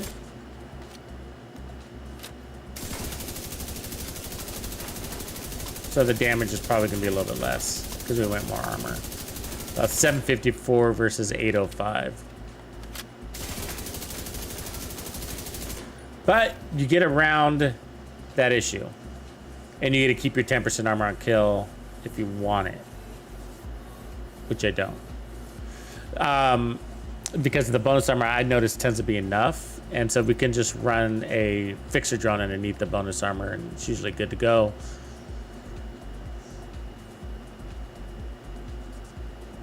So we could run Survivalist for some protection from elites. It's not a bad idea. Sharpshooter, if we go Sharpshooter, we can get the Tactician drone. Also not a bad idea. Because then we don't have to run this. That might be the way to go. And you get stability too. I wouldn't mind that.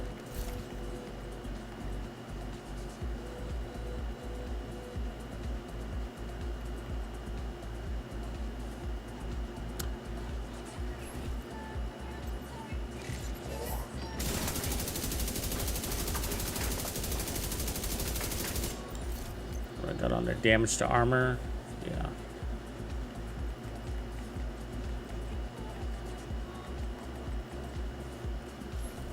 Anyways, pretty safe. It's a safe build.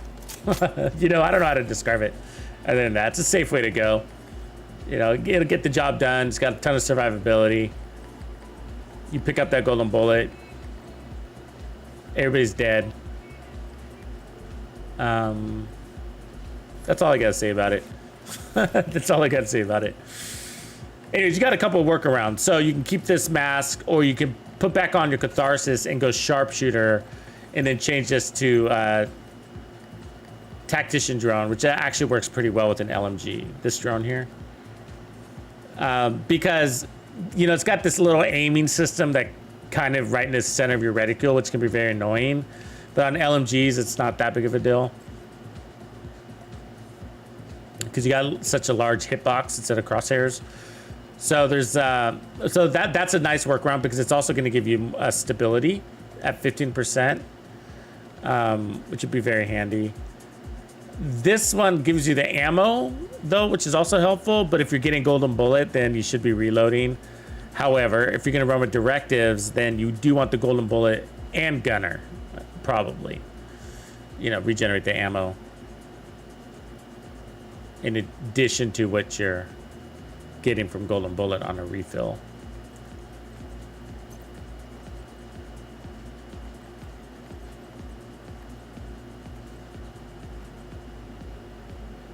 You could also go, actually, if you wanted a second type, you go Bloodsucker and stack your, excuse me, you could stack your bonus armors. And this makes a really good LMG, SMG build too. So, I mean, so you could easily do this for an SMG and have even more fun with your SMGs and get out of cover.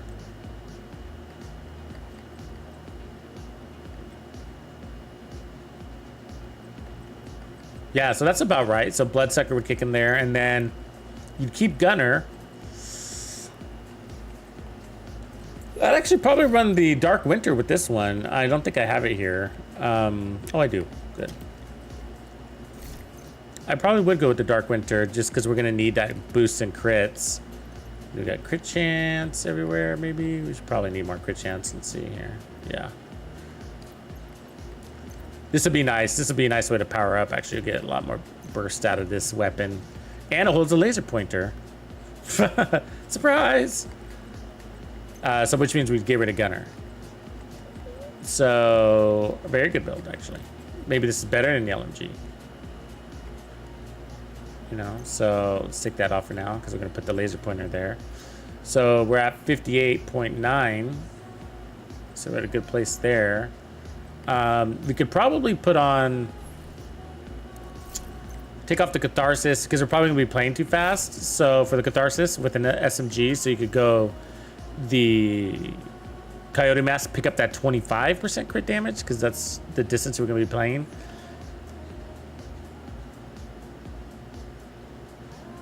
That's going to go there. You know what I'm thinking? Hold up a sec. Hold up. Maybe we go Ninja on this one. Well, we could also just go Memento. But I didn't like how the Memento was treating us. So disrespectful. So there's our armor on kill. Bonus armor, so we get the free core. And then I could change one of these out to anything, really. But we can go Sokolov. Probably Bellstone, huh? That maybe? What's the Scott on it? Headshot damage, not that one then. Put this back to the...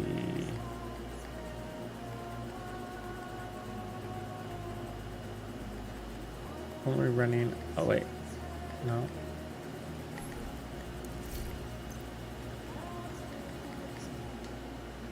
Ah. Always full.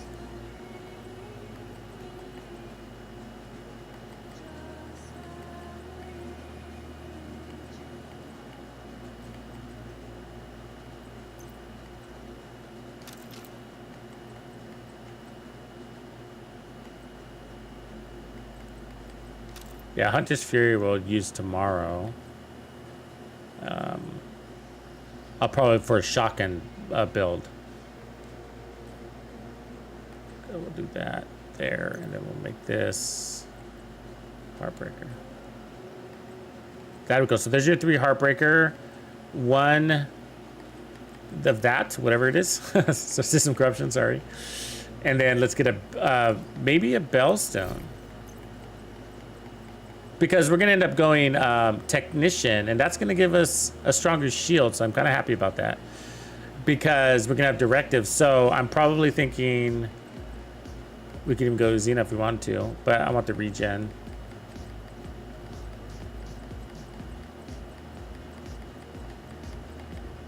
Do over. We got a Bellstone there somewhere, right? Get it with crits.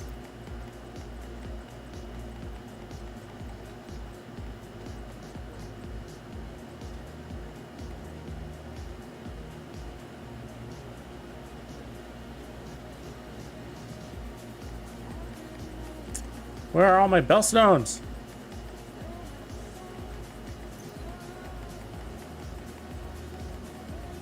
Should have an all red one though, at the very least. I can do that. Yeah. All right. Cool.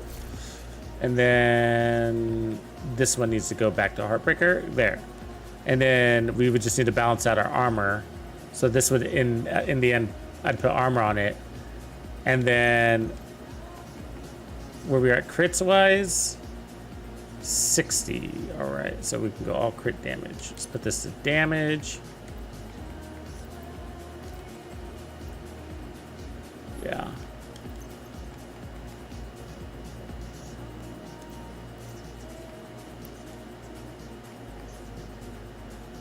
So basically what's happening here is that I'm gonna run, so we're gonna have a lot of armor on kill, maybe too much armor on kill now that I think about it. Maybe we should take off system corruption. But I'm gonna lose gunner, so I'm gonna end up putting on technician. And then we'll lose, let's move this over to SMGs.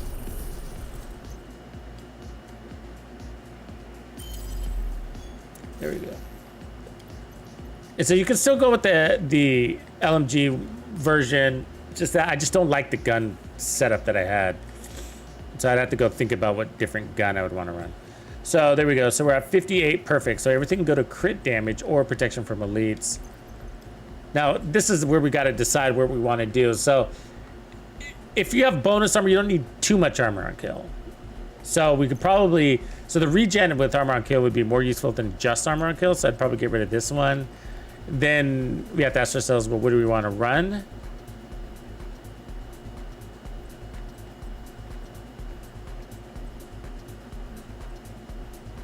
So we could do that and get more crit damage, which wouldn't hurt. But if we're gonna go into more damage, then I might as well just go Memento. You see, because if I put the Memento there, so if we don't have a good fourth piece option, then you just go Memento and you can lose both of these. That's, but you know, the Memento wasn't treating us very nice. But you could also, but mixing it in is really, really good, you know? They're having the 2 types of bonus armor. So we'll just pretend that the Memento's participating. Oh,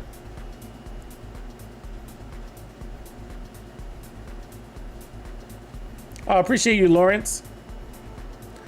Lawrence says, gotta say, I'm listening to your live cast while looking at the work laptop and stressing.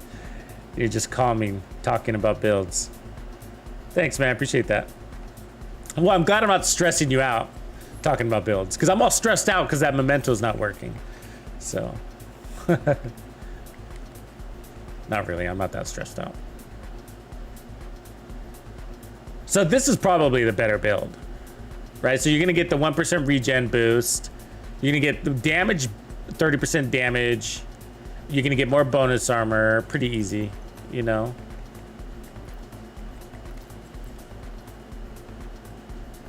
Actually, that needs to be crit damage, right?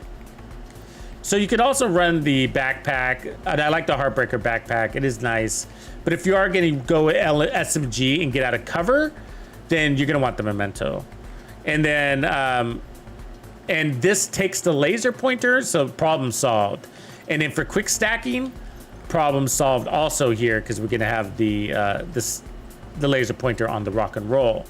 So we no longer need this, and now we can go back to, I mean, we don't even need a fixer because we're gonna have regen, right? So this is 4% regen here.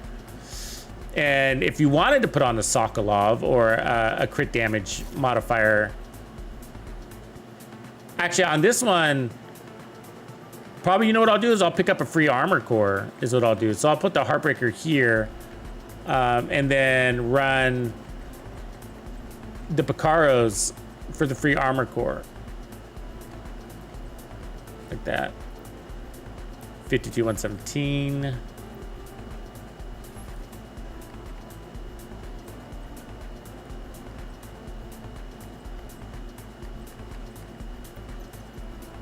Good chance, good chance. Yeah, so actually our crits are right where they, well, no, it needs to be higher. We need a higher crit chance because we're gonna get another 50 from the gun. So let's push this up one bit. You understand? So you got to be careful with that because sometimes you forget. I forget sometimes, right? So like, so it says 105% crit damage. So when I'm at 100, when I'm below 120% crit damage, I go, oh, my crit chance doesn't need to be at 60, unless I have a talent that says it requires a crit to do something, like obliterate. So because I'm not running obliterate, I'm like, oh, I could rebalance out my crit chance down to like 45, probably 50, let's just say 50%. And so, but I almost forgot that I'm running into Dark Winter. That's going to give us another 50% crit damage if you kill with the crit, right? So you want to kill with the crit. And then when you get the extra crit damage, you want to make sure you're getting the most out of it by having maximum crit. So yeah, anyways. So maximum crit chance is ideal for this setup. And then we'll be at 150 crit damage. And then powering up from here and then powering up with 100 stacks of BPM. Let's see what we do. Now we're gonna be missing the Memento damage, so just keep that in mind. So this could be without the short-term and long-term stacks, and it would be sizable. How are we looking at armor? Yeah, we got the 3 cores, so we should expect 30%.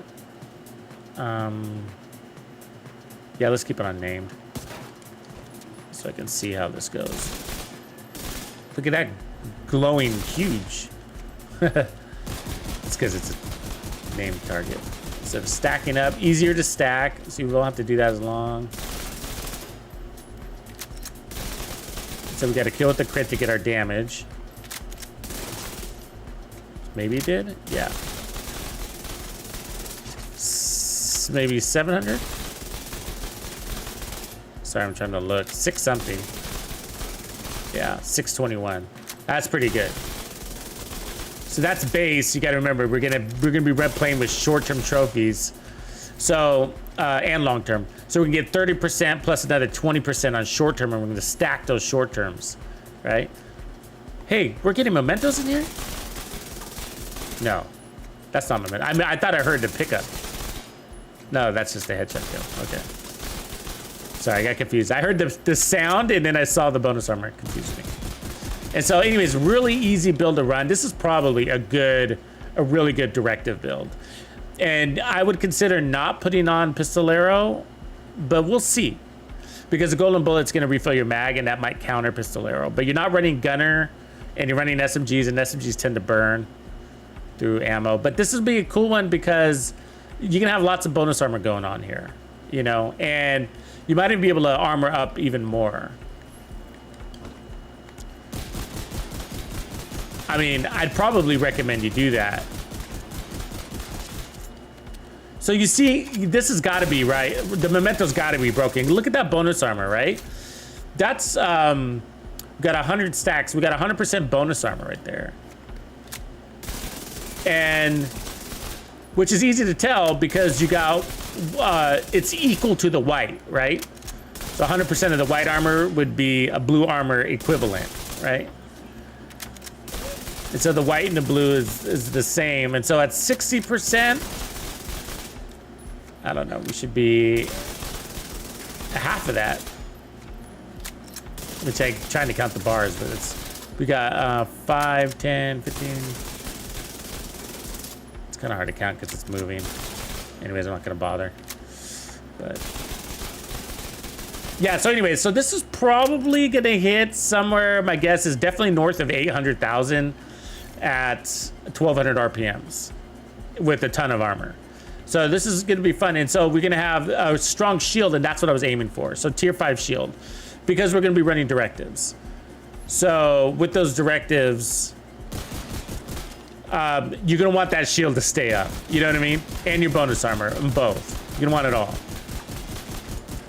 And so some of us might not run directives, but I just want you guys to have a couple of directive options in case you're really farming for XP or red stars, that is. Because this is the last global event. And these are the ones that, I mean, we've been waiting for this one for a while, right? So you just really want to take advantage. I mean, call your wife, Lawrence, call work, tell them you're going to be gone on Tuesday for an entire week. Say you have a hernia and you're going in for surgery. There you go. Hernia. Everybody. Hernia.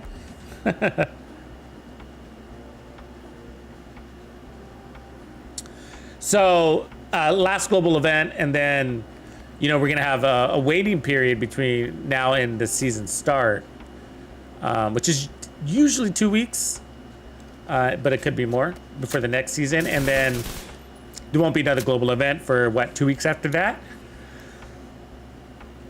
A week at least. We'll see what the schedule looks like. So, you know, so that's a ways before you can start farming red stars, and it's the best time to be running directives. You know, if there's no other time to run directives, it's when you got your favorite events on, but not at the loss of fun and efficiency. So both of those things. So if red stars and you know, if you put on a bunch of XP and you just die all the time, then that sucks. But certain builds, I mean, builds don't make the player, not at all, but certain builds are a little bit more conducive to running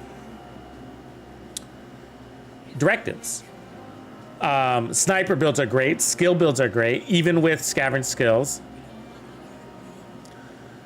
Because if your skills are getting enough kills, then you should have green shit laying all over the place, and just play a little closer to your skills, so you can pick them up, go grab a green thing. A little anticipation is all it needs. So yeah, maybe we'll squeeze in a couple of skill builds too. I tend to have at least 1 or 2 skill builds for this event, actually. In the past, it was the striker one, but I don't think I'm going to do that this year. The perfect blend, which was the striker hybrid, I think I'm not going to do that one this year. It works just fine, but I think I'm going to change it up.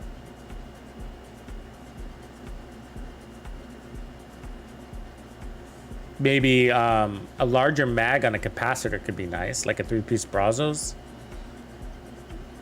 That'd be a lot of fun with the golden bullet. You're basically getting more out of your golden bullet that way. Well, I guess we can go see if the Memento is going to participate. Let's check it real quick. I think everything's right. Yeah.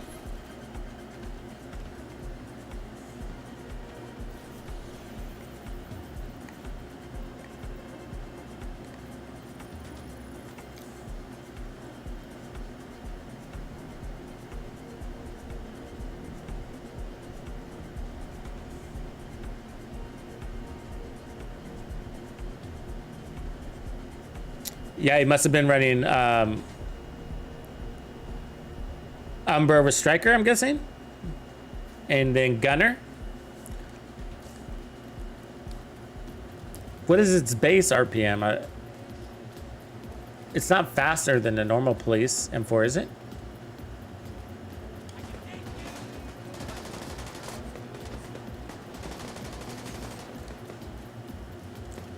Actually, let's get a kill real quick.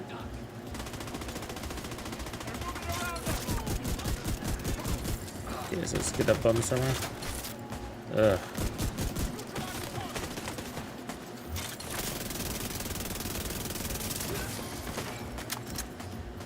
Ooh, there it worked. It looked like it worked. It was hard to tell. Let's see here. Let's let it die.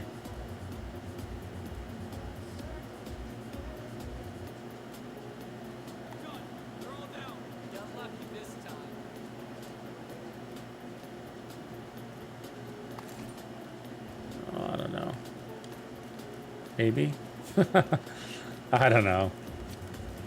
I don't have anything to compare against. Well, hunters are still a thing if you haven't beat them. Yeah. I've cleared all my hunters, and so I can't play them again. It sucks. Unless I'm on somebody else's account.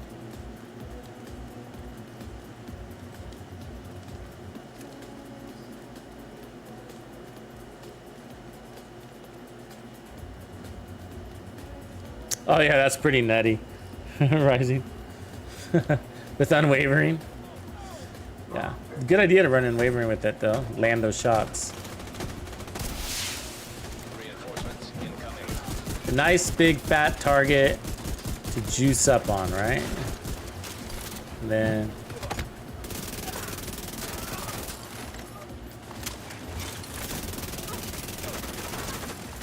oh yeah, you're gonna feel strong. That bonus armor helps you play faster too.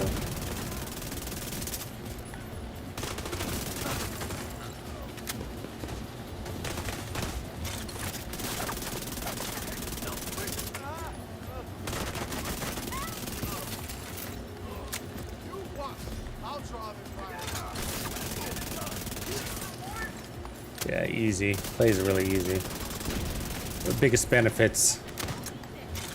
People ask me all the time, like, hey, I'm a new player, what build should I make? They're like, Heartbreaker.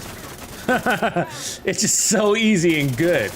It's not just easy, it's good, you know?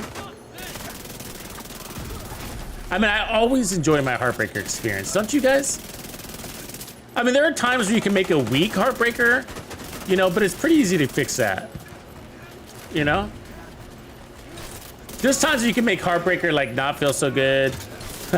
Because you maybe got too much defense on it. But it's so well balanced. It's a great competitor to Striker.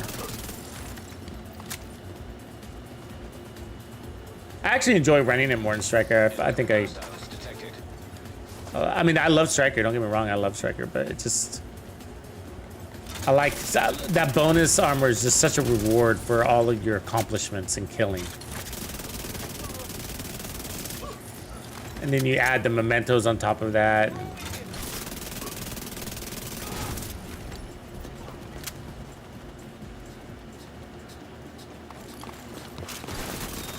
It's more forgiving because strikers sort of can request a perfect game out of you, right? If you don't run it. Because, I mean, you can run an all-red striker and have pretty decent survivability. You can. If you don't make a mistake, you know, and nobody's perfect. Like when you're standing by an explosive dude, for instance, right? When a hugger comes in, squeezes real fucking tight. That's what I'm talking about. Nobody's perfect. Not even us YouTubers. You know, I make mistakes all the time. You guys are here to witness, right? Witness me! And it's just like, and so that's why Heartbreakers is fun, because it's just like, it's so casual, so much more casual. And I enjoy an all red build like the next guy from time to time, but you just don't have to anymore, you know. And I still try to explain that to people, but you know, some people are a lot of the community, not just some people, but a lot of the community is very I guess conditioned on basically old style content, you know. And there's a lot of people like that. I mean, it's just like, for example, they discovered a build, like literally, I'm not exaggerating, like 14 months ago, you know. And then they learned that the build, in order to perform, has to be all red, and that was like TU9. You know what I mean? Title update 8. You know, and a lot has changed, you know, a lot has changed in the game. They powered us up, they rebalanced. I know it doesn't feel like that because you can feel pretty weak sometimes, I get it. Because the NPCs are still ridiculous, but Heroic used to be so much harder than this, guys. It used to be so much harder, you know? I mean, you used to never be able to get out of cover, ever. There was no real running and gunning. You know what I mean? There wasn't back in the day. Do you guys remember? It was pretty tough, man. They had one of the biggest things that I think has slipped through a lot of people's minds is that part of the reason why is back in the day there was so much more emphasis on group play.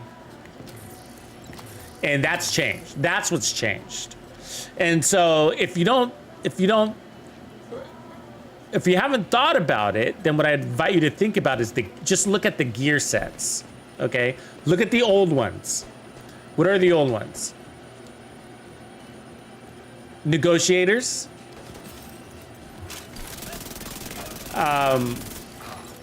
True Patriot, Ongoing Directive, Tip of Spear, right? Those are all old gear sets.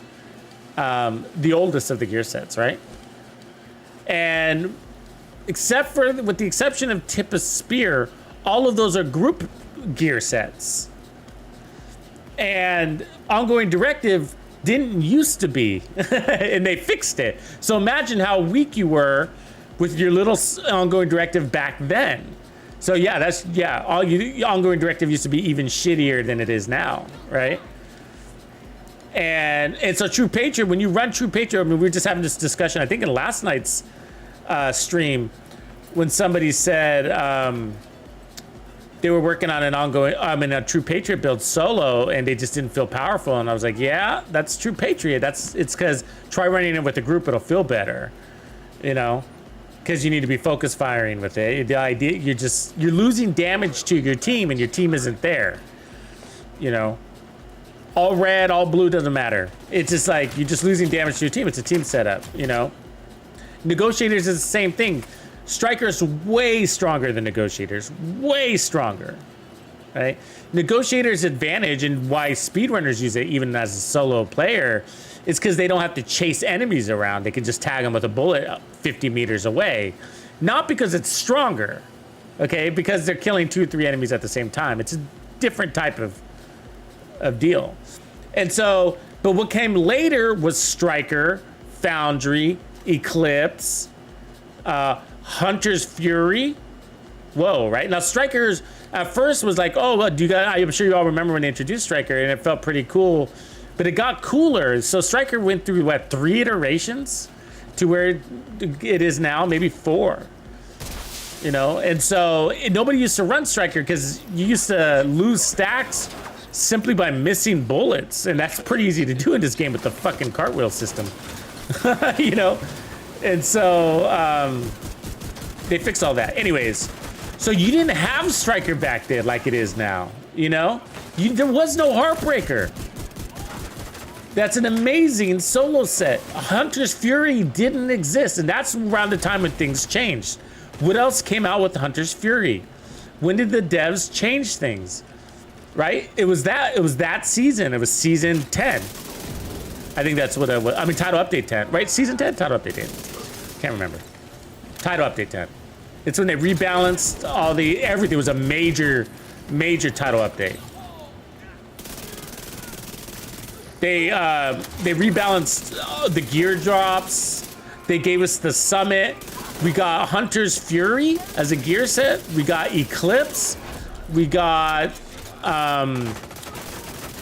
the Backfire. We got Ridgeway's Pride. We got the Memento, right? All these things came. They changed the game that season into catering more towards solo play. And nobody ever looked at it really that way, I don't think. You know? Everybody just kind of went along to get along, and it's cool, whatever. Because all these things still work in group play, right? Memento still works in group. Hunter's Fury still works in group, but so much power, you just grew exponentially in power as a solo player from that perspective, right? You had, I mean, Hunter's Fury staggers entire groups of enemies.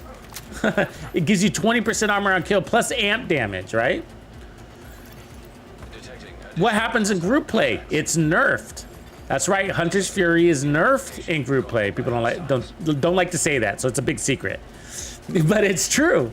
right? Because when somebody else gets your kill, you're not getting that amplified damage stack. When somebody else gets your kill, you're not getting your armor on kill, but yet you took the damage because you had to rush in there to attempt to get the kill.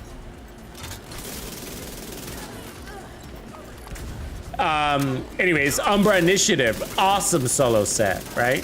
Heartbreaker, Striker, obviously. So none of these things existed before. And so the game just got way easier. And so you know what my point is this, right?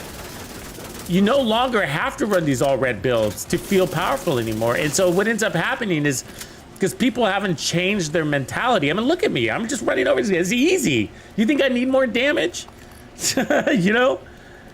It's just like, I don't need more damage. And it's just like, people are like, oh, you got to go all red, you know, so you got to, you're missing so much. Here's a comment, a very popular comment. Okay. Not right. You're missing so much damage when you don't run the Striker backpack. It's ridiculous. A very popular comment. And it's just like, I understand the confusion because there's people out there that are influencing the community by saying that, but it's just, it's not that easy. It's not that easy. You know, first of all, the damage that the Striker backpack, the additional damage the Striker back gives you is in the same bucket that the 4-piece Striker is giving you. So that means it's a diminished return type of damage. You'd be better off with Vigilance, technically, or the Memento, or Composure, or Companion, or anything else. You need to pull from a different bucket of damage. And so, but what people do is they look at the testing range figures and they're like, oh, but you know, my DPS is higher, or my my crit damage is higher, right? Yeah, well, in the testing range, you got to remember the testing range is still on paper. It's not practical, right? It's not in practice. It's not proven. And so it's still on paper. And you know, like a paper target that's not shooting back and standing still, we have perfect accuracy on the head, then yeah, you know, you might as well just might as well run the backpack. I get it, right? I get it. Just run the backpack. Why not? It's a paper target. But survivability aside, and perfect accuracy aside, the reality is that, and this is the change that I'm talking about. This is putting the two stories together, okay? Where the devs brought in all the new gear and nobody really paid attention to our survivability change. We have more survivability now. Where's this guy? What changed is that is now we have an effective time to kill, and once you reach that, which is very easy, apparently, right? Very easy. I mean, I'm running a Picara's holster. I'm running Technician, right? I got 3 armor core. Very easy to get your effective time to kill. Once you get that, any damage you throw on top is diminishing in return because you've already achieved it. So you guys know this story. You guys know the story. I tell you this all the time, and we witness it. We do little tests and stuff like that. But like, and so I tell that people, be like, look, put on the Striker backpack, record your even in the testing range, but record your time to kill. Take off the backpack, record your time to kill again. You know, I guarantee you're gonna be counting frames to determine which one's faster. And if you're counting frames to determine which one's faster, that should be telling you something, okay? That it's an insignificant difference, you know? And that's where the testing range is inconclusive in its results.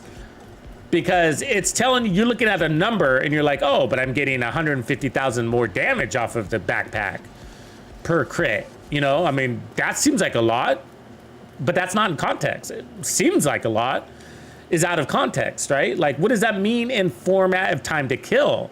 Now, time to kill is putting it in context because that is the ultimate deciding metric. You have a good time to, it's black and white when it comes to time to kill, really. You know, you either have a good one or a bad one. You know what I mean? You either reached an effective time to kill or you have an ineffective time to kill. An effective time to kill is one where it's, and this the reason why it's black and white is because it's subjective to the player.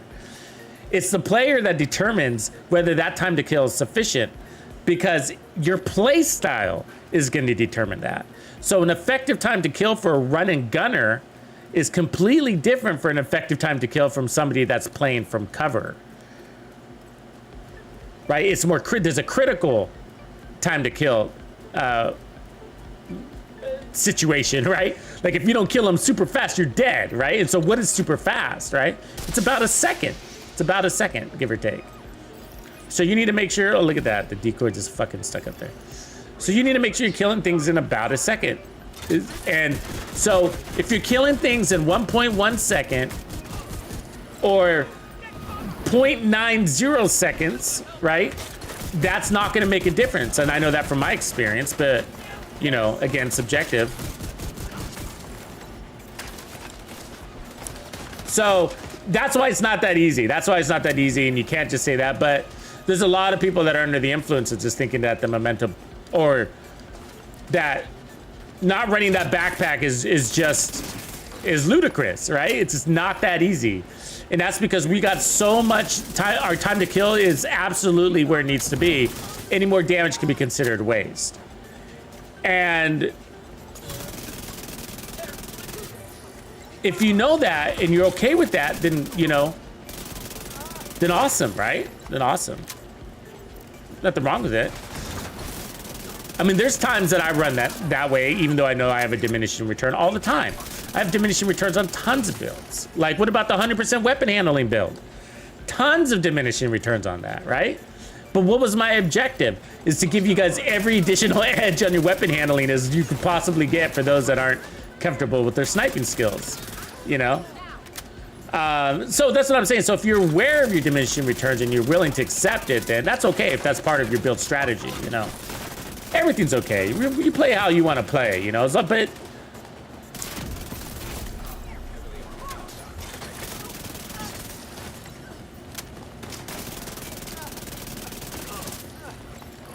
my point is that a lot has happened in the game over the last, I don't know. I guess I would be, since that, I feel like that was the defining pivotal title update, and I think it was title update 10. Am I getting that right?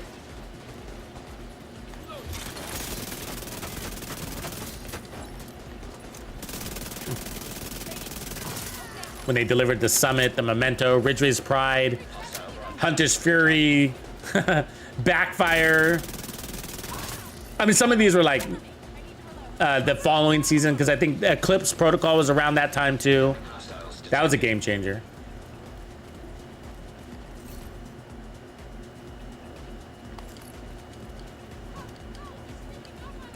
And then people think that, and then they think, the other thing that's a kind of a misconception is that the content gets harder in group.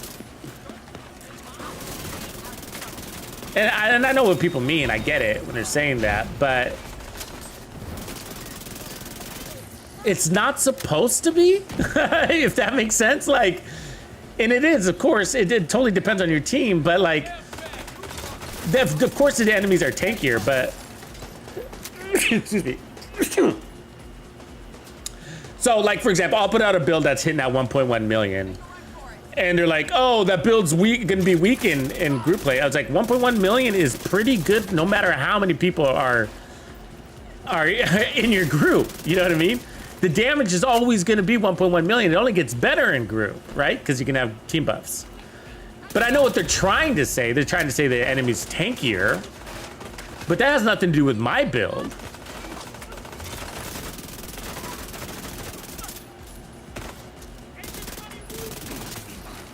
But what it does affect is your time to kill, because you got more armor to chew through, right?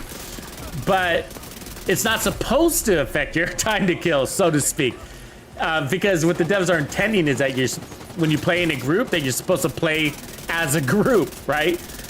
And so that's usually what's up, right? And that's what's changing, is that you got 4 guys dividing and conquering, and when you should all 4 be shooting at the same target, sort of like Countdown, right? You should be playing like you do in Countdown, which is why Countdown is so easy, and you can run in any build in Countdown, right? I mean, do you guys think Countdown Heroic is hard? Because it's scaled up for 8 guys, which is more scaling than a 4-man situation here.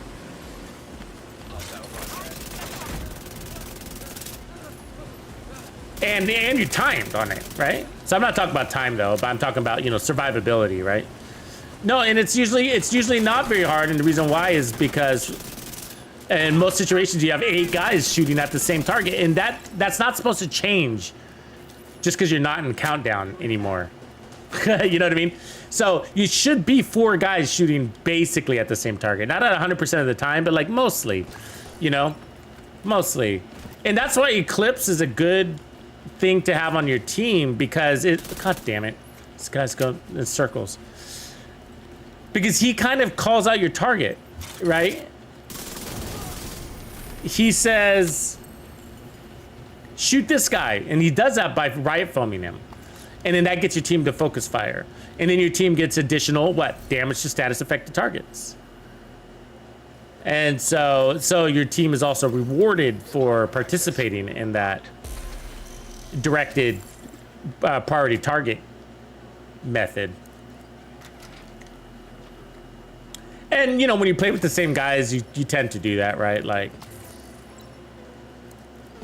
you know who your critical targets are. Everybody sees the drone operator, they all start shooting at her. You know? But anyways, and so it does change in content though. So yeah, builds change in content. Like when I go legendary, you know, I do pull down my armor, and that's because I tend to be playing from cover, which is, I guess and that's still pretty aggressive, but a more relaxed play style, right? But we do go into legendary with no armor at all and play ultra aggressive too, so that does work. But bring a revive hive with you. You know.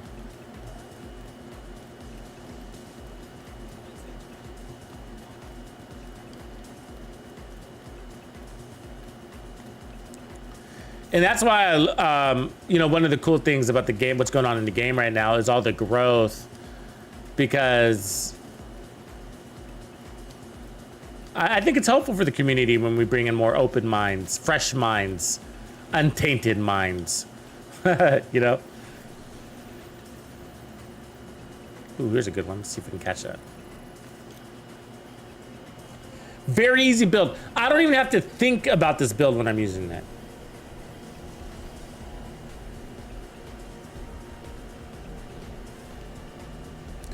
Mad Mardigan wants to know if there's any life hacks for the daily life in the DC. Yes. Yes, definitely are. I mean, there's and it's usually like resource farming routes. And then for me, I guess where I also have a farming route. We'll get into it in a second though. Let me clear out this. If anybody has anything to add. But yeah, so there's like the underground, you know, go into tunnels. There's also, I'm gonna let them come in. Let's see if they can come in. Come on in, boys.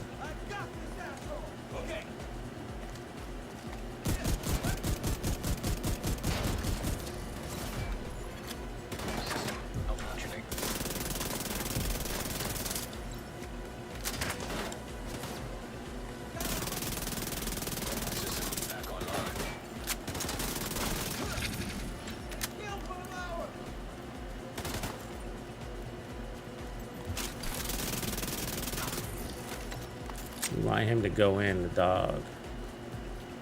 So we can fight him at this door.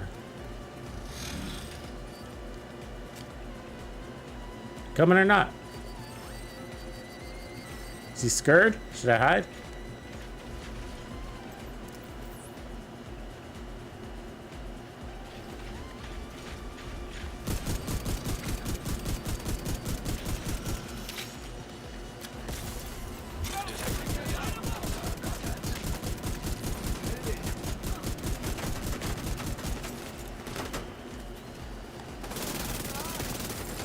Fucker. Strong shield will matter, right?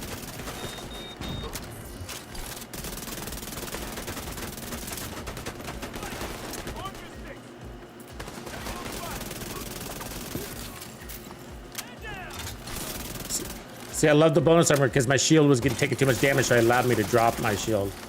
Incoming hostiles detected.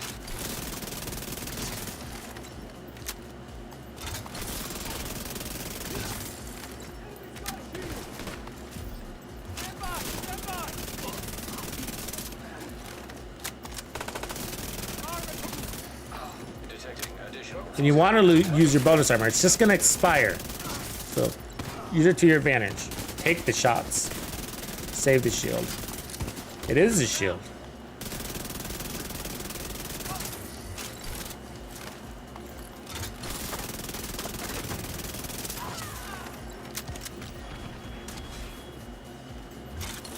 Come here, little fucker. There it is. Beautiful. Good intensity.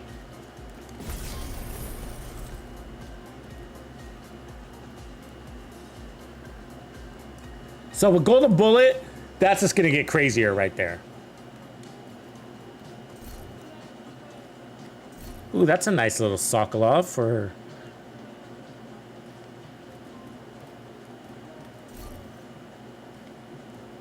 the Backfire.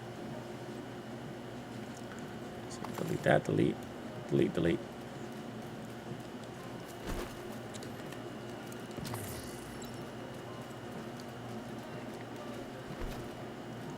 Yeah, this is actually, I run a countdown build similar to this too.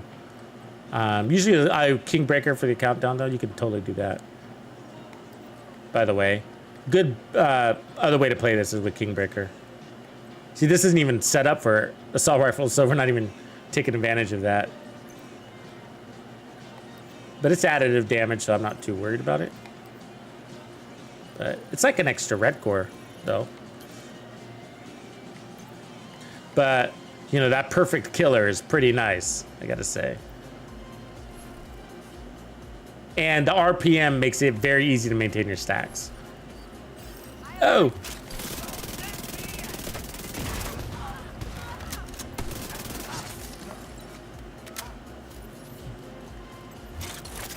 Surprises. Okay, so life hacks. Yeah, I mean, there's a lot like for daily life in the DZ. They've been around for a while, right? One of the things is the underground tunnels. So there's a resource farm right outside of this the dark zone here. Okay, so there's a dark zone here, and then there's a house that's right here. Actually, I could just go show it to you. And you go through that tunnel, and you can get. People used to do this every day. You go down there and just scoop up on resources. I stopped doing it because we get so much gear now. It's usually enough resources for me just from crushing shit. But either way, this is a good thing to do. Show you right here.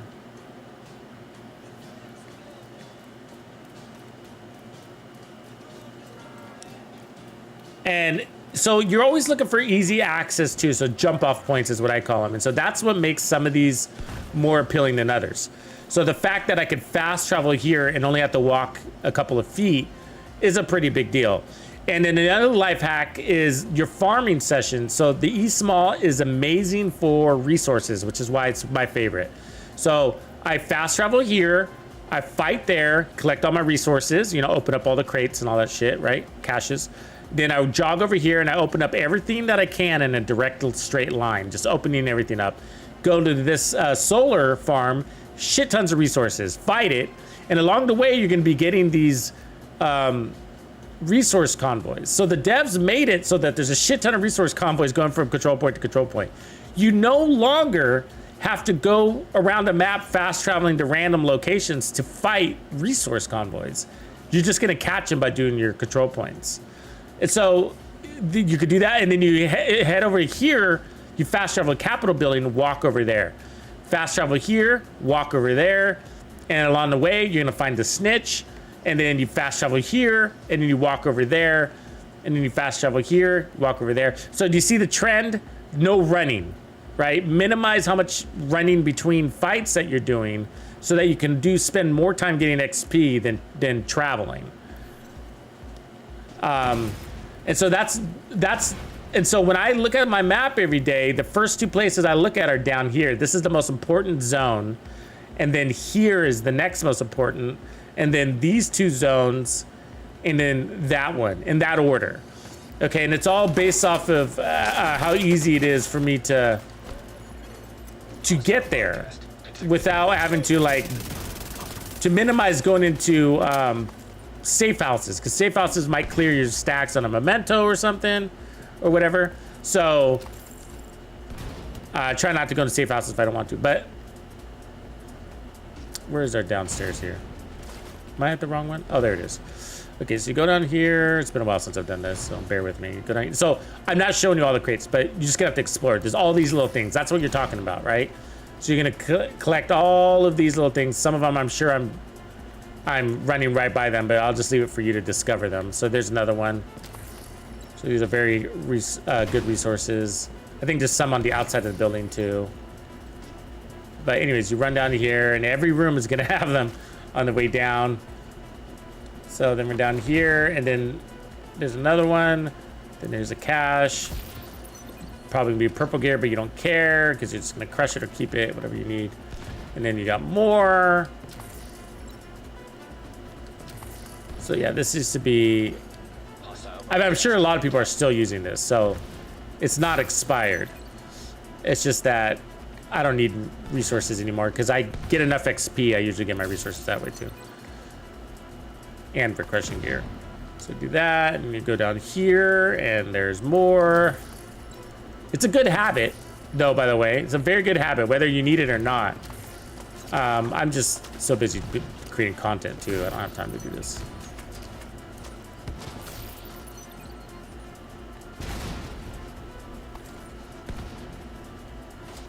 So crush. Then you're in here. And it's pretty rare. I mean, I don't think you're gonna run into any enemies in here. It's possible, I think, but pretty rare. So then there's this room.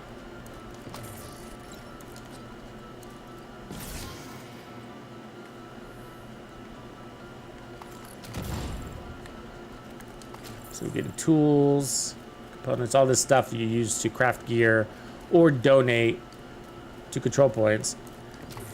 That. Hey, do you guys remember when faction keys used to be important? How long ago was that?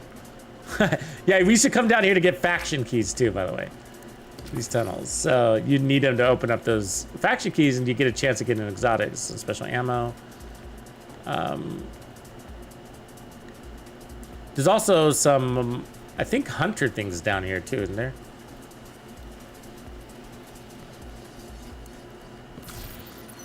There's the red balloon that's down here, I think.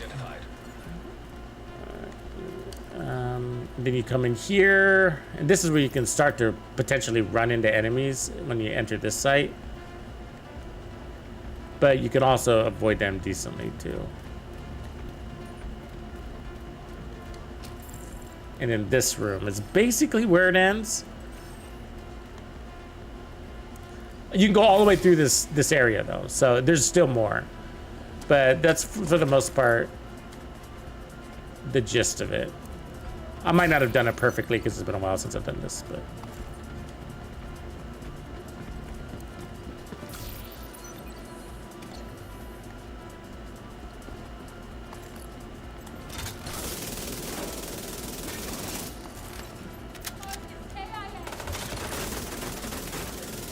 Yeah, you'll get bosses down here too.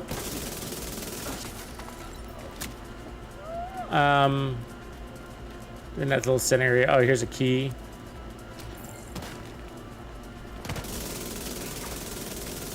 Come here, dude. More? Yeah, the whole party just came out.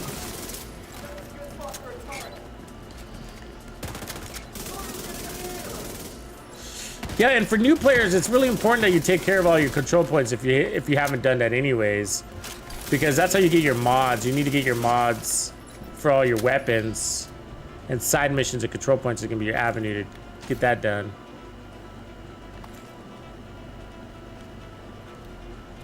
Let's see, then you go down these stairs over here. If I remember, there's more.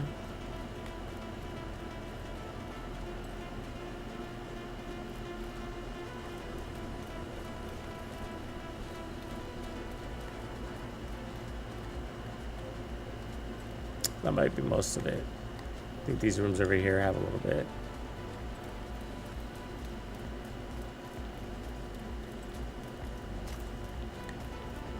No? There must be upstairs.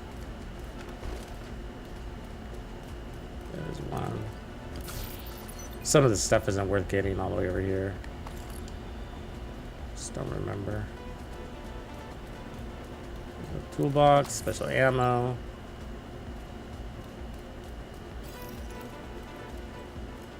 I don't remember where we end up. Where do we end up? Monument. Ah!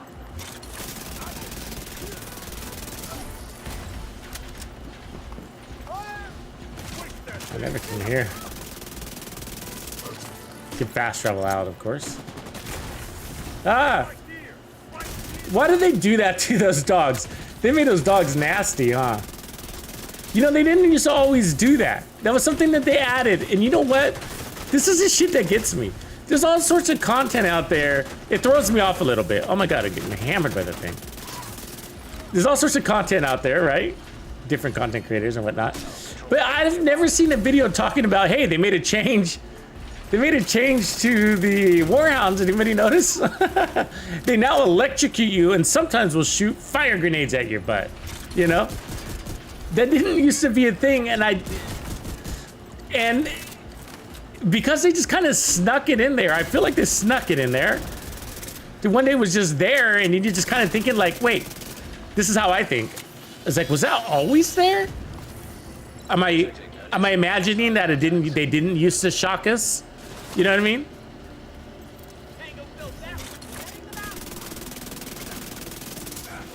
Do you guys remember? Does anybody remember? Anybody been playing the game long enough to remember?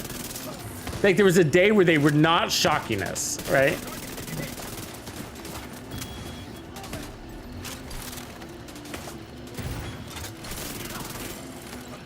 Or am I imagining it? Did they always shock us and I just didn't realize? And because there's no announcement, I do get confused, which is why I haven't done a video on it. And now it's too late, right? But for a solid year probably now, I've been wondering and be like, wait, did they always throw shock at us? Because I don't remember that being the case. And I feel like it was around the time, they introduced it around the time they gave us the new legendaries. Does it feel like that?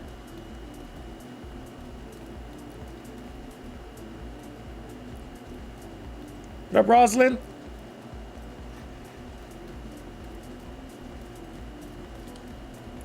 So, I mean, that's basically it. There's not too many life hacks. Is that there's some, it's usually about resources. You know, there's some water stations. If you zoom in,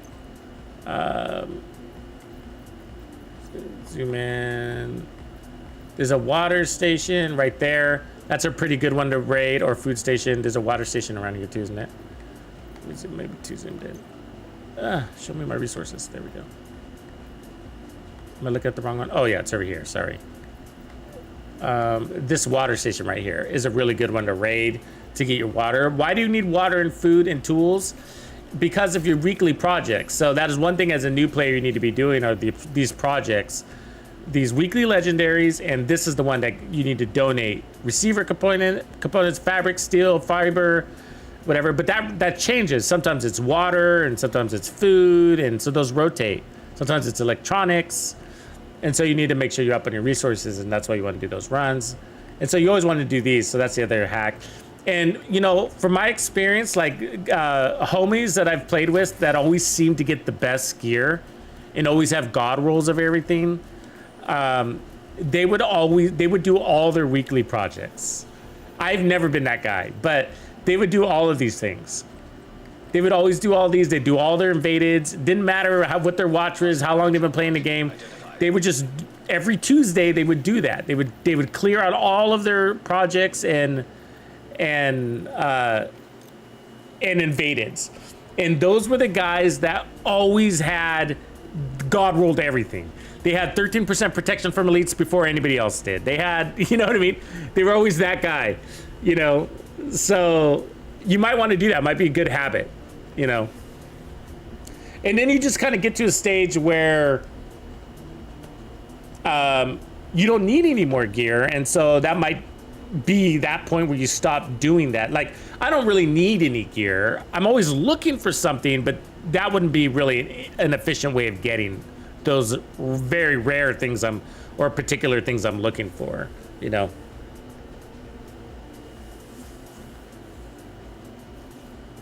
But yeah, so this is definitely going to be on there. And I guess what would be subject to change is how much armor and how much protection from elites are you going to run.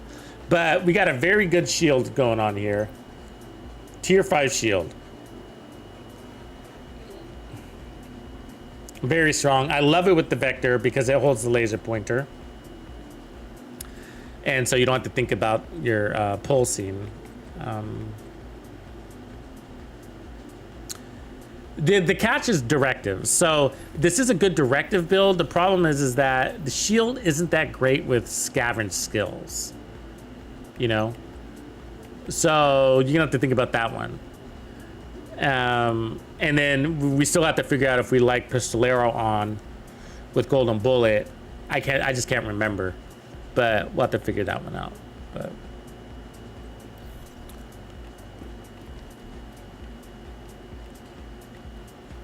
all right, Banditos, I think that's what we'll leave it for today. We got through a few of them. And then hopefully when I wake up to our Memento works differently. Now, so tomorrow we're going to work on more Golden Bullet builds. And then in theory, we get a video out combining all of these by Monday. So, and then tomorrow we're going to play into the stronger weapons for the most part that can take advantage of one-shot.